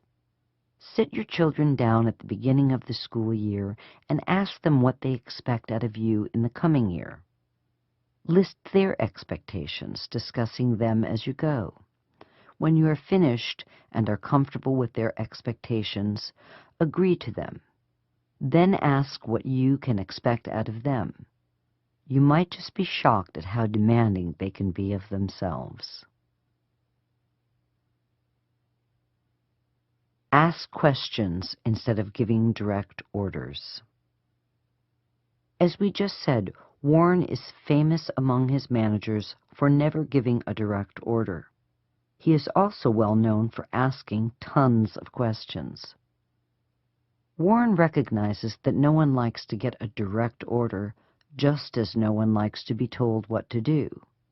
Bossy managers are usually hated and are the least likely to inspire workers to excel. A direct order might work in the military, but in civilian life it can cause lingering bitterness that drags on performance. Warren learned that great managers give their orders indirectly by a way of making suggestions. One way to make a suggestion is simply by asking questions. Asking questions makes your suggestion more palatable and often stimulates employees to come up with their own ideas for solving the problem. We are more willing to act on our own ideas than to act on others' ideas, especially when we are being ordered around. It is always better to let people figure something out for themselves. If that's not possible, then give them a little nudge in the right direction with a suggestion framed as a question. Here are a few examples of how to use a question to convert a direct order, which will offend employees, into a suggestion which will stimulate them to willingly act. Direct order. I want that job done by Monday. Suggestion. It would be great if we could get that job done by Monday. Do you think you can come up with a way to do that? Direct order. Slow down, you're driving too fast. Suggestion. You know the roads are rather slick. Do you think that if we slowed down that would make it safer? Direct order. This is not the way to do it. Suggestion. Can you think of a better way to do that? Direct order. I want you to do it this way. Suggestion. Do you think that if we did it this way, that it would turn out better? Direct order. When we go to the zoo, I want you to stay by my side. Suggestion. When we go to the zoo, can you think of any reasons why you should stay by my side? Warren seldom gives a direct order, but he is famous for peppering his managers with lots of questions. Now you know why. Chapter 20. Everyone makes mistakes. Admit it.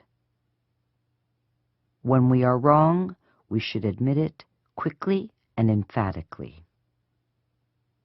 Warren believes that when people are wrong, they should be right up front about it and admit it quickly and emphatically.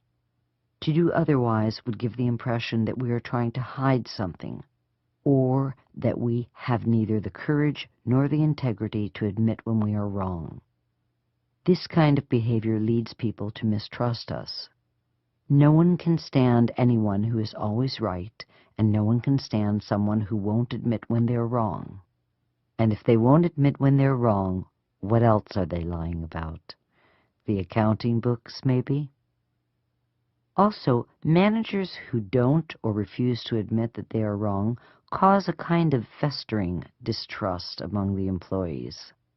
They become less respectful, less willing to follow, more distrustful of management's recommendations and guidance. Warren is always upfront about any and all mistakes that he makes, is forthcoming with his managers when he blows it, and is the first to admit to the shareholders when he screws up. And they love him for it. When he recently made a bad investment in a couple of Irish banks that cost Berkshire several $100 million, he was right up front about it. When he blew an investment in ConocoPhillips, an oil company he had bought into when oil was $140 a barrel, his error cost Berkshire $2 billion. But he didn't hesitate for a second to admit to Berkshire shareholders his mistake. He didn't try to blame someone else or say that other people had made similar mistakes. He just said he made an error in judgment and it was his fault.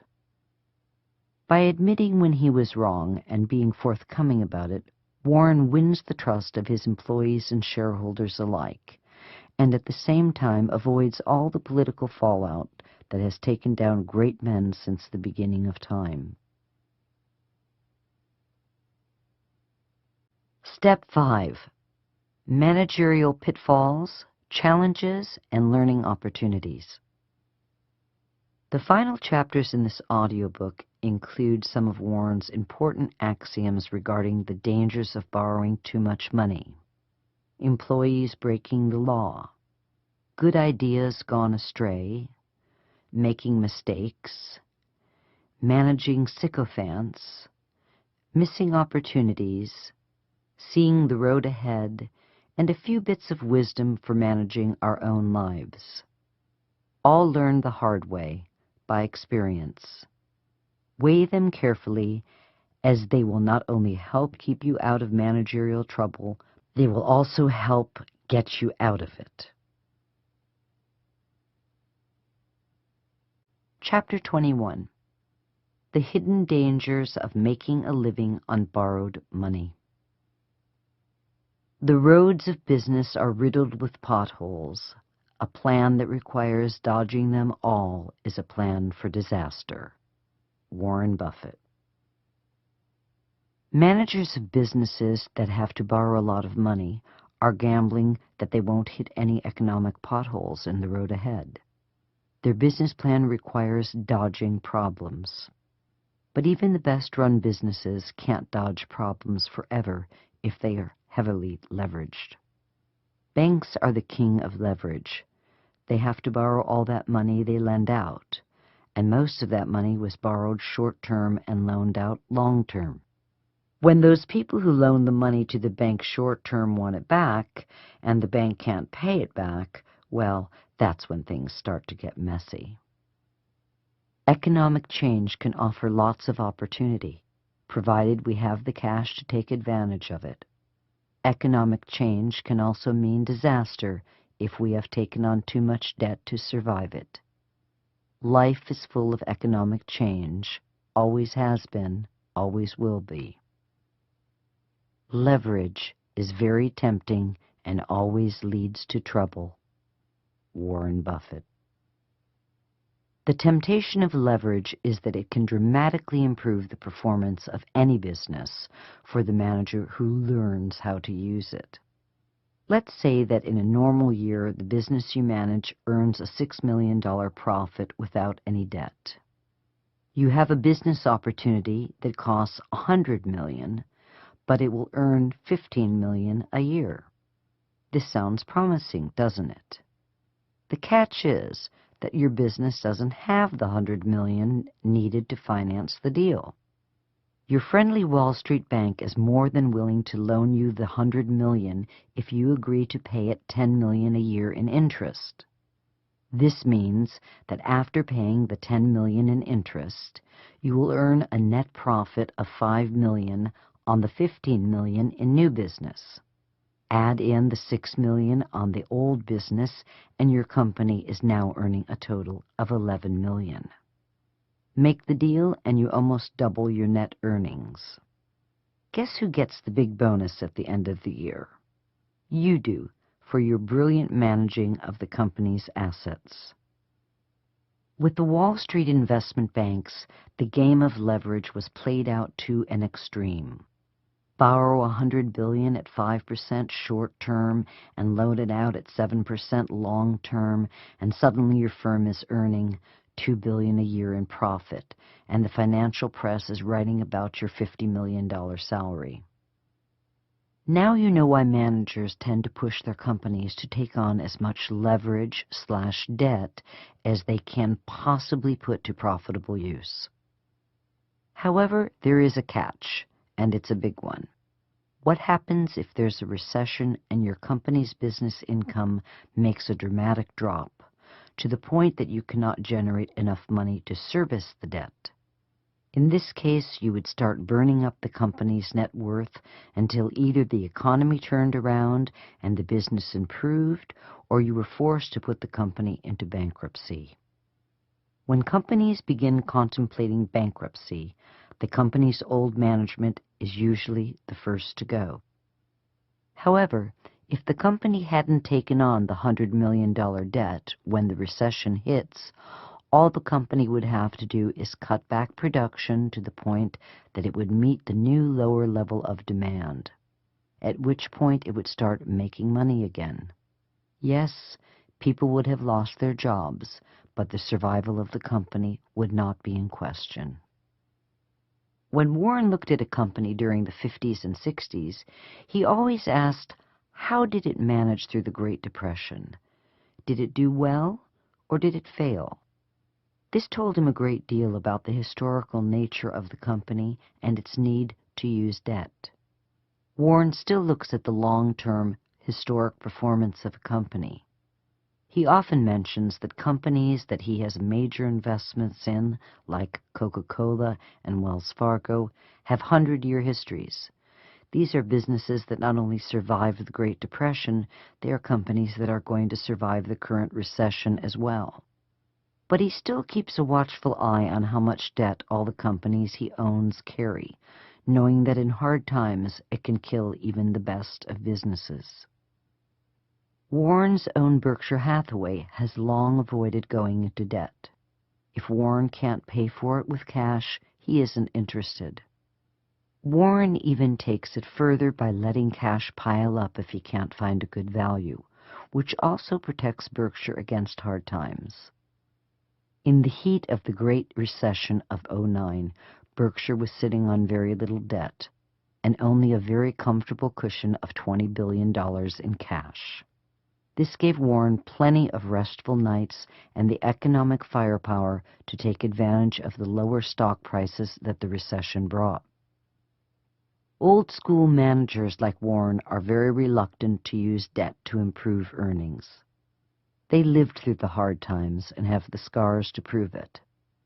But in the last 15 years, the quick buck meant fast promotions and big bonuses, so the new generation piled on the debt, and in the Great Recession of '09, many found themselves dangling over the abyss of financial failure and the sudden end of their briefly successful careers.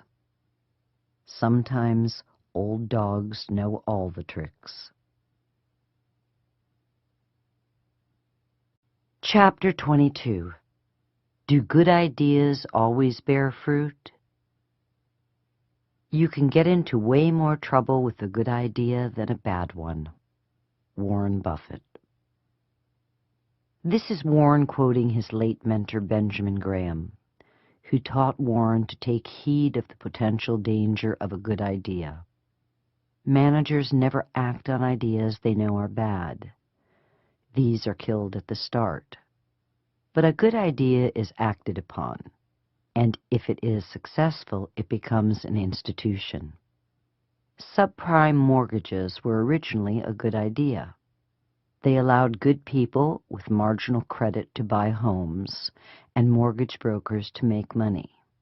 But eventually people with poor credit histories were qualifying for subprime mortgages. More people got homes and more mortgage brokers got even more money. Then one day we woke up to a recession, and people started losing their jobs, and they didn't have the money to make their subprime mortgage payments. Suddenly, the great idea started turning into a disaster. The same thing occurred with the insurance giant AIG, which sold insurance to banks and other institutions to cover the risk of default on a large number of investment-grade corporate bonds. AIG figured that the risk that thousands of corporations all over the world would go bust at the same time was practically zero, and that the premiums that the banks and institutions paid would never have to be paid out in claims. AIG raked it in, earning hundreds of millions in premiums. It was low risk, easy money. Then one day, the bank showed up wanting AIG to insure several groups of subprime loans that had been packaged together like the corporate bonds had been. AIG figured that since writing insurance on the corporate bonds was making them a ton of money, writing insurance on a pool of subprime mortgages would also be profitable. But they didn't bother to sit down and really figure out the risk of a large pool of subprime mortgages going belly up. And then the recession hit, and hundreds of thousands of subprime mortgages started going into default. And prices on the subprime bonds that AIG had insured started falling. And as they dropped, AIG had to put up more and more collateral to support its subprime insurance contracts. Then things went from bad to worse, and AIG ran out of assets it could put up as additional collateral. Suddenly, the company was at risk of defaulting on all of its subprime insurance contracts that it had sold to the financial institutions of the world. If AIG defaulted, all those banks and institutions it sold contracts to would be left with uninsured bond portfolios. This means the banks and institutions would be stuck for every dollar of decline in value that their bond portfolios suffered. A little like not having insurance on your house when it burns down. The prospect of AIG Failing to post more collateral essentially threatened to render a great many of the world's financial institutions insolvent, which would have meant a complete collapse of the world economy, which is why the U.S. Treasury stepped in with an $85 billion loan to AIG, because the entire game was on the table. In the end, a really great idea, insuring investment-grade corporate debt, got AIG into insuring pools of subprime mortgages, which turned out to be a really, really bad idea for AIG and the rest of the world. As Warren says, you can get into a lot more trouble with a good idea than a bad one. Chapter 23. How to handle employees who break the law. There is plenty of money to be made in the center of the court. There is no need to play around the edges. Warren Buffett. This is the advice that Warren gave the managers of his companies after the fallout of Salomon Brothers' bond trading scandal. Salomon Brothers was a Wall Street investment bank famous for its bond trading prowess. In the late 1980s, Warren invested $700 million in the company's preferred stock. In 1991, two Salomon bond traders broke the U.S. Treasury's bidding rules for buying Treasury bonds.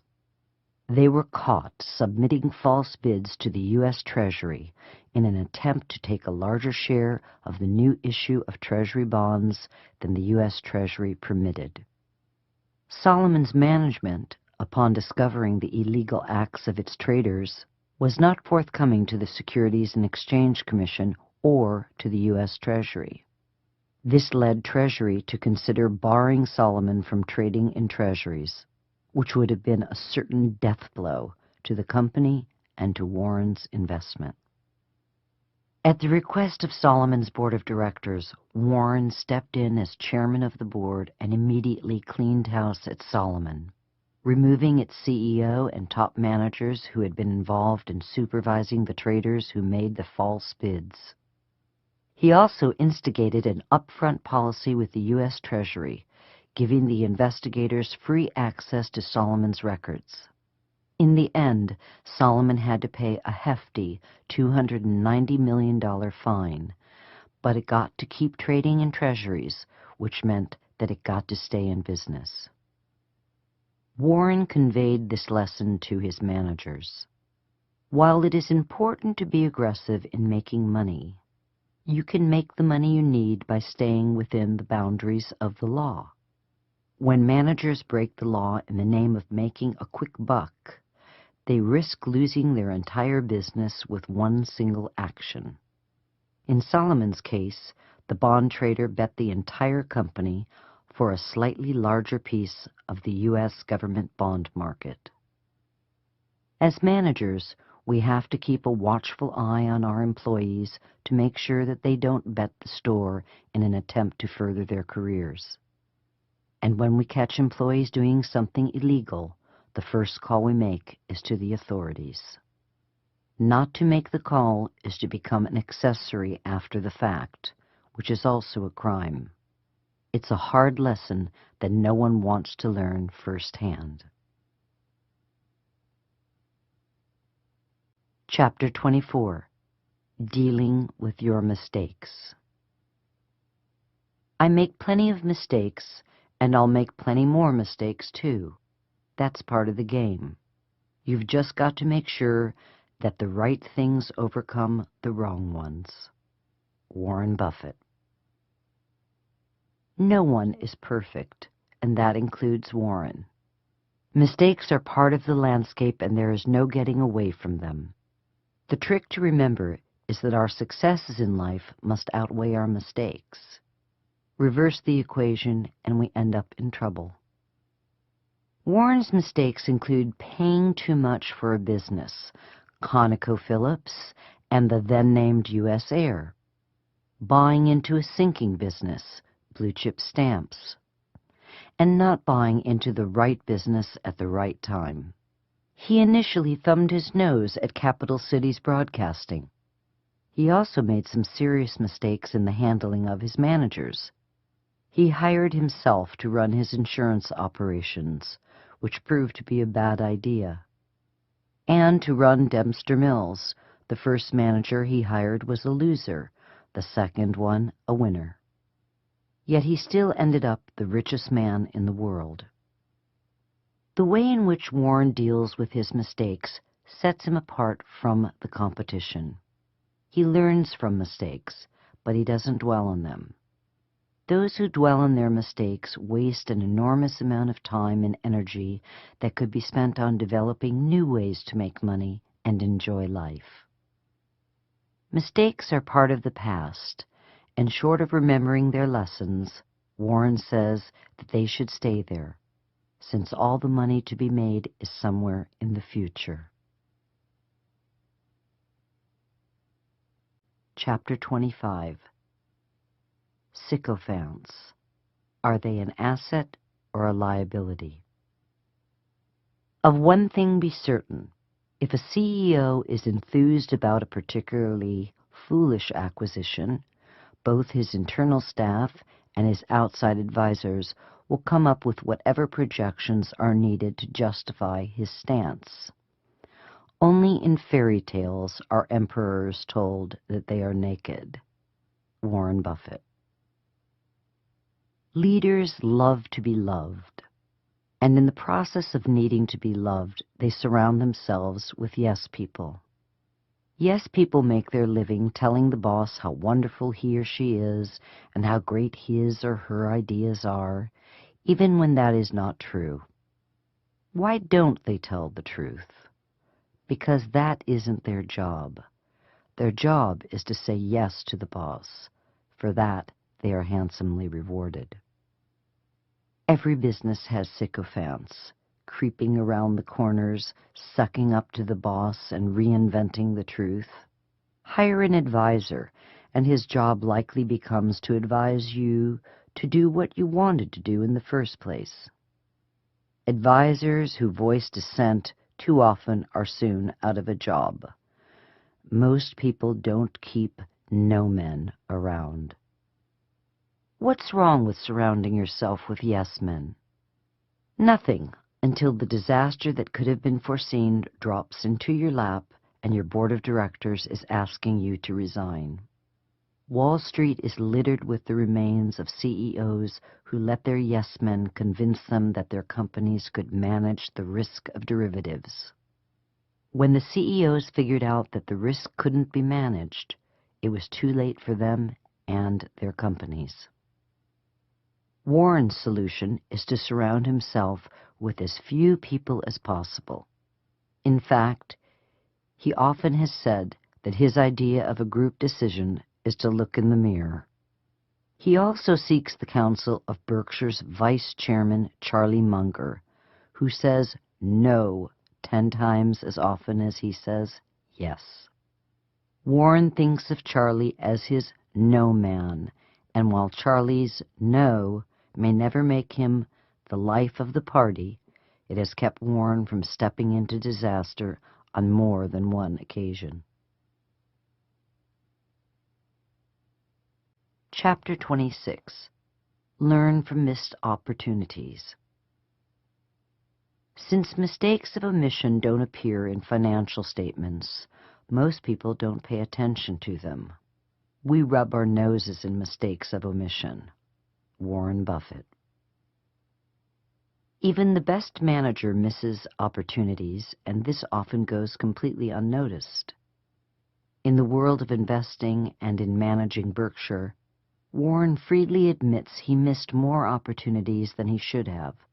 For example, he laments not getting in early on Walmart and Walgreens. When Warren does miss an opportunity, he likes to spend a little time contemplating why it didn't cross his radar screen or why he saw it but didn't act.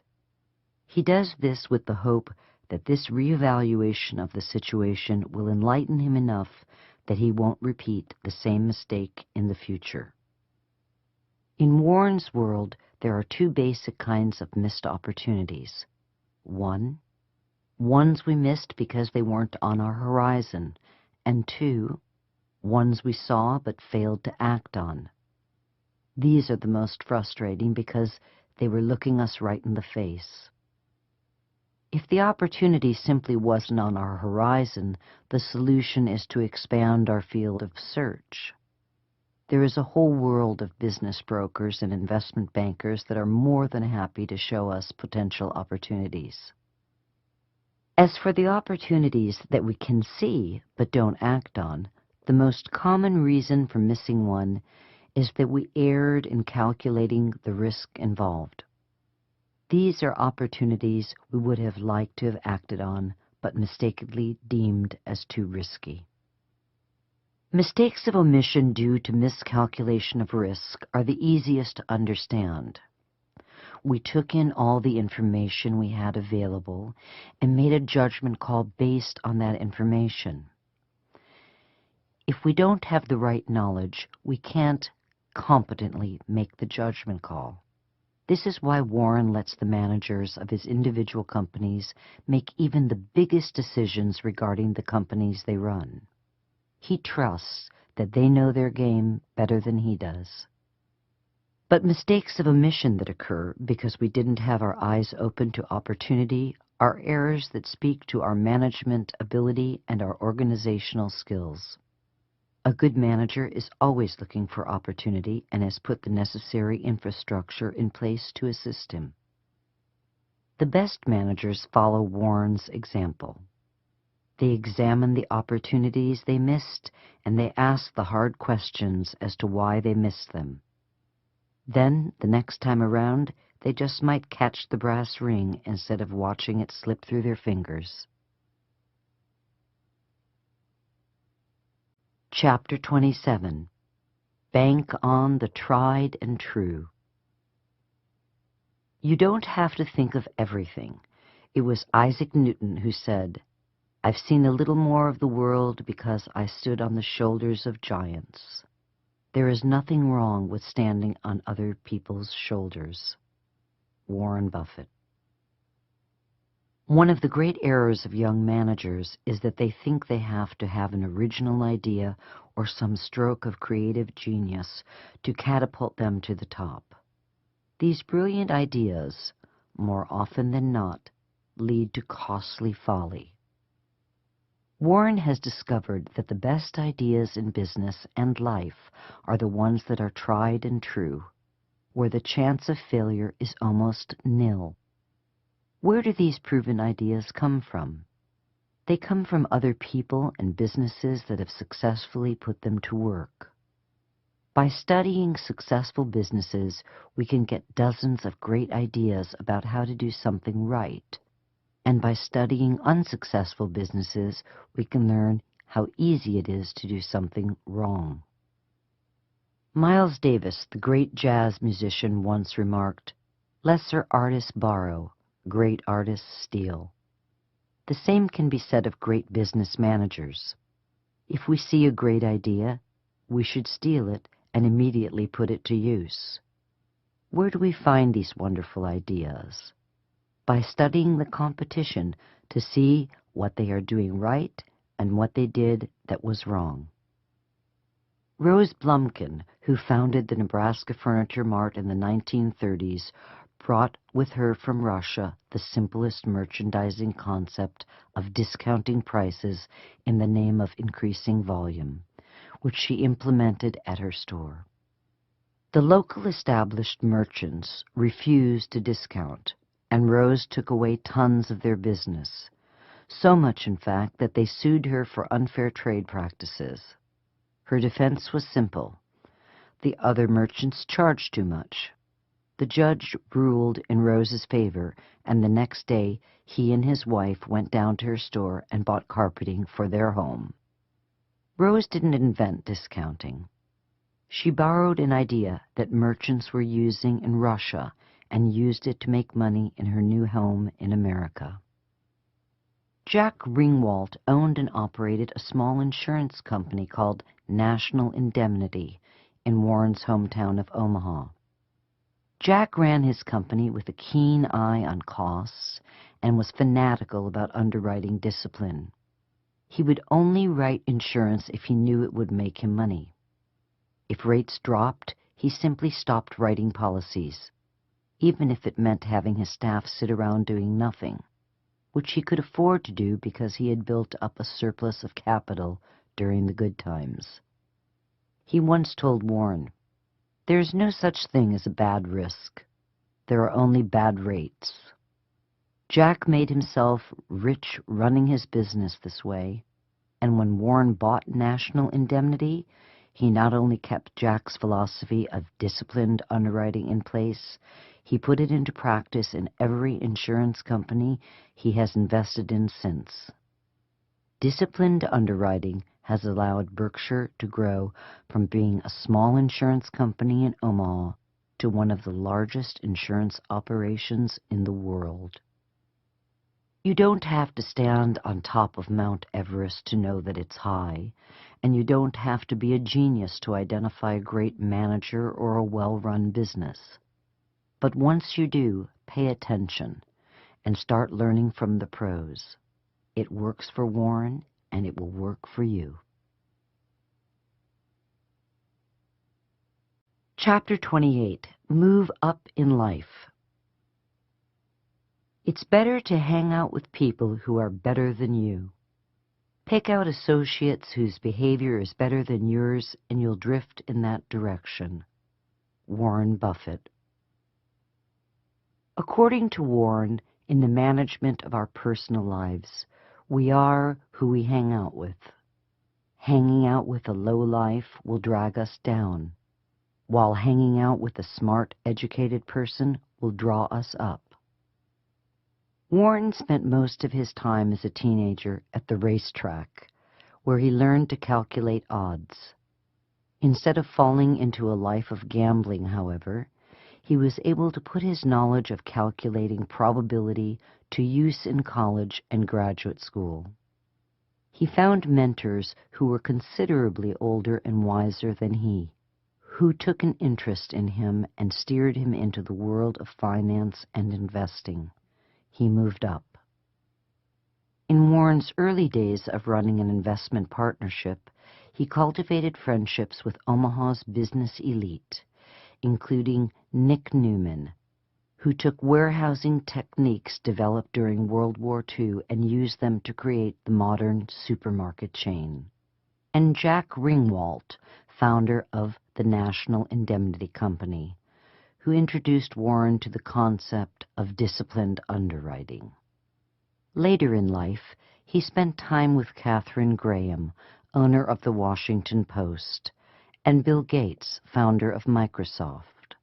These friendships paid off for Warren over the years and gave him creative, successful business role models to emulate.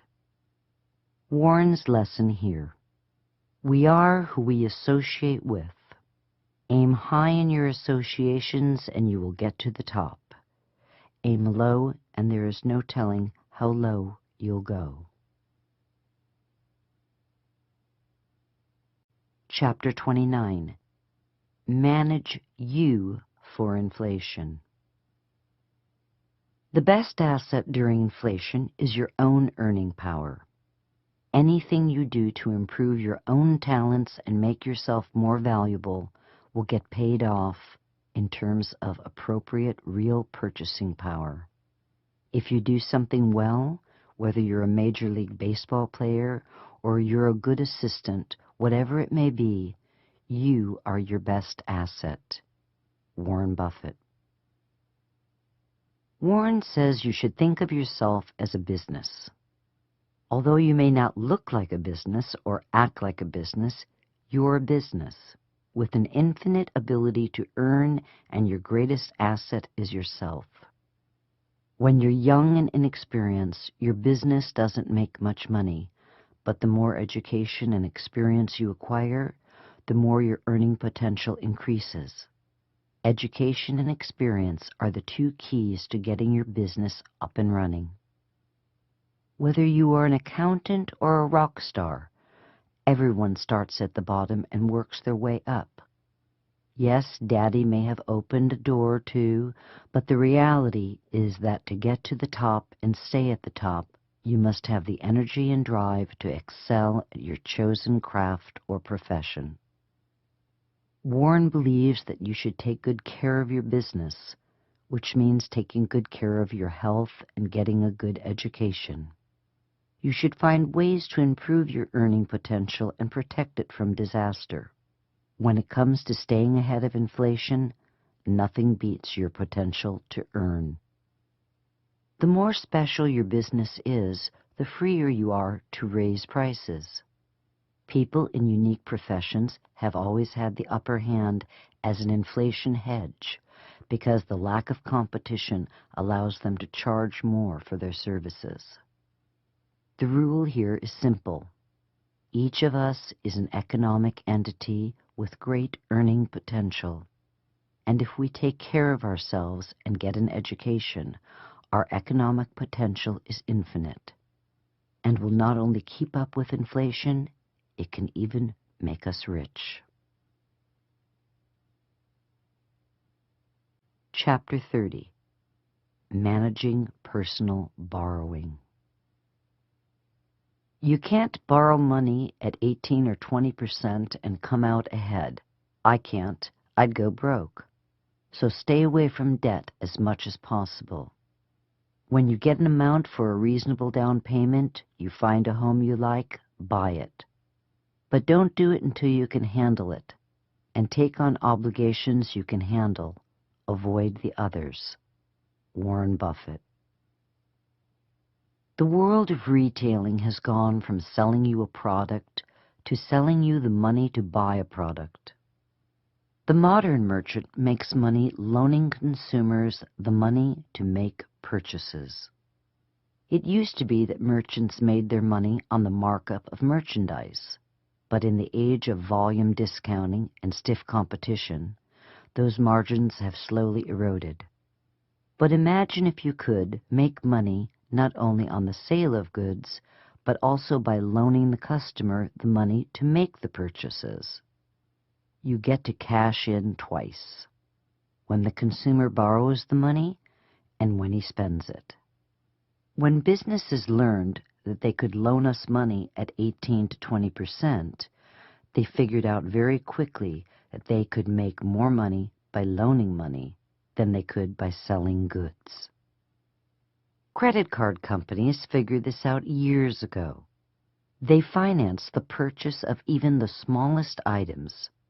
And if you don't get your bill paid off in total or on time, they charge you outrageous interest. This is not just a good business. This is a great business, and the merchants have followed. Modern furniture, appliance, and computer stores are now banks in disguise. They would much rather finance your purchase of a new TV or refrigerator than allow you to pay in cash. In order to facilitate this money-making scheme, the modern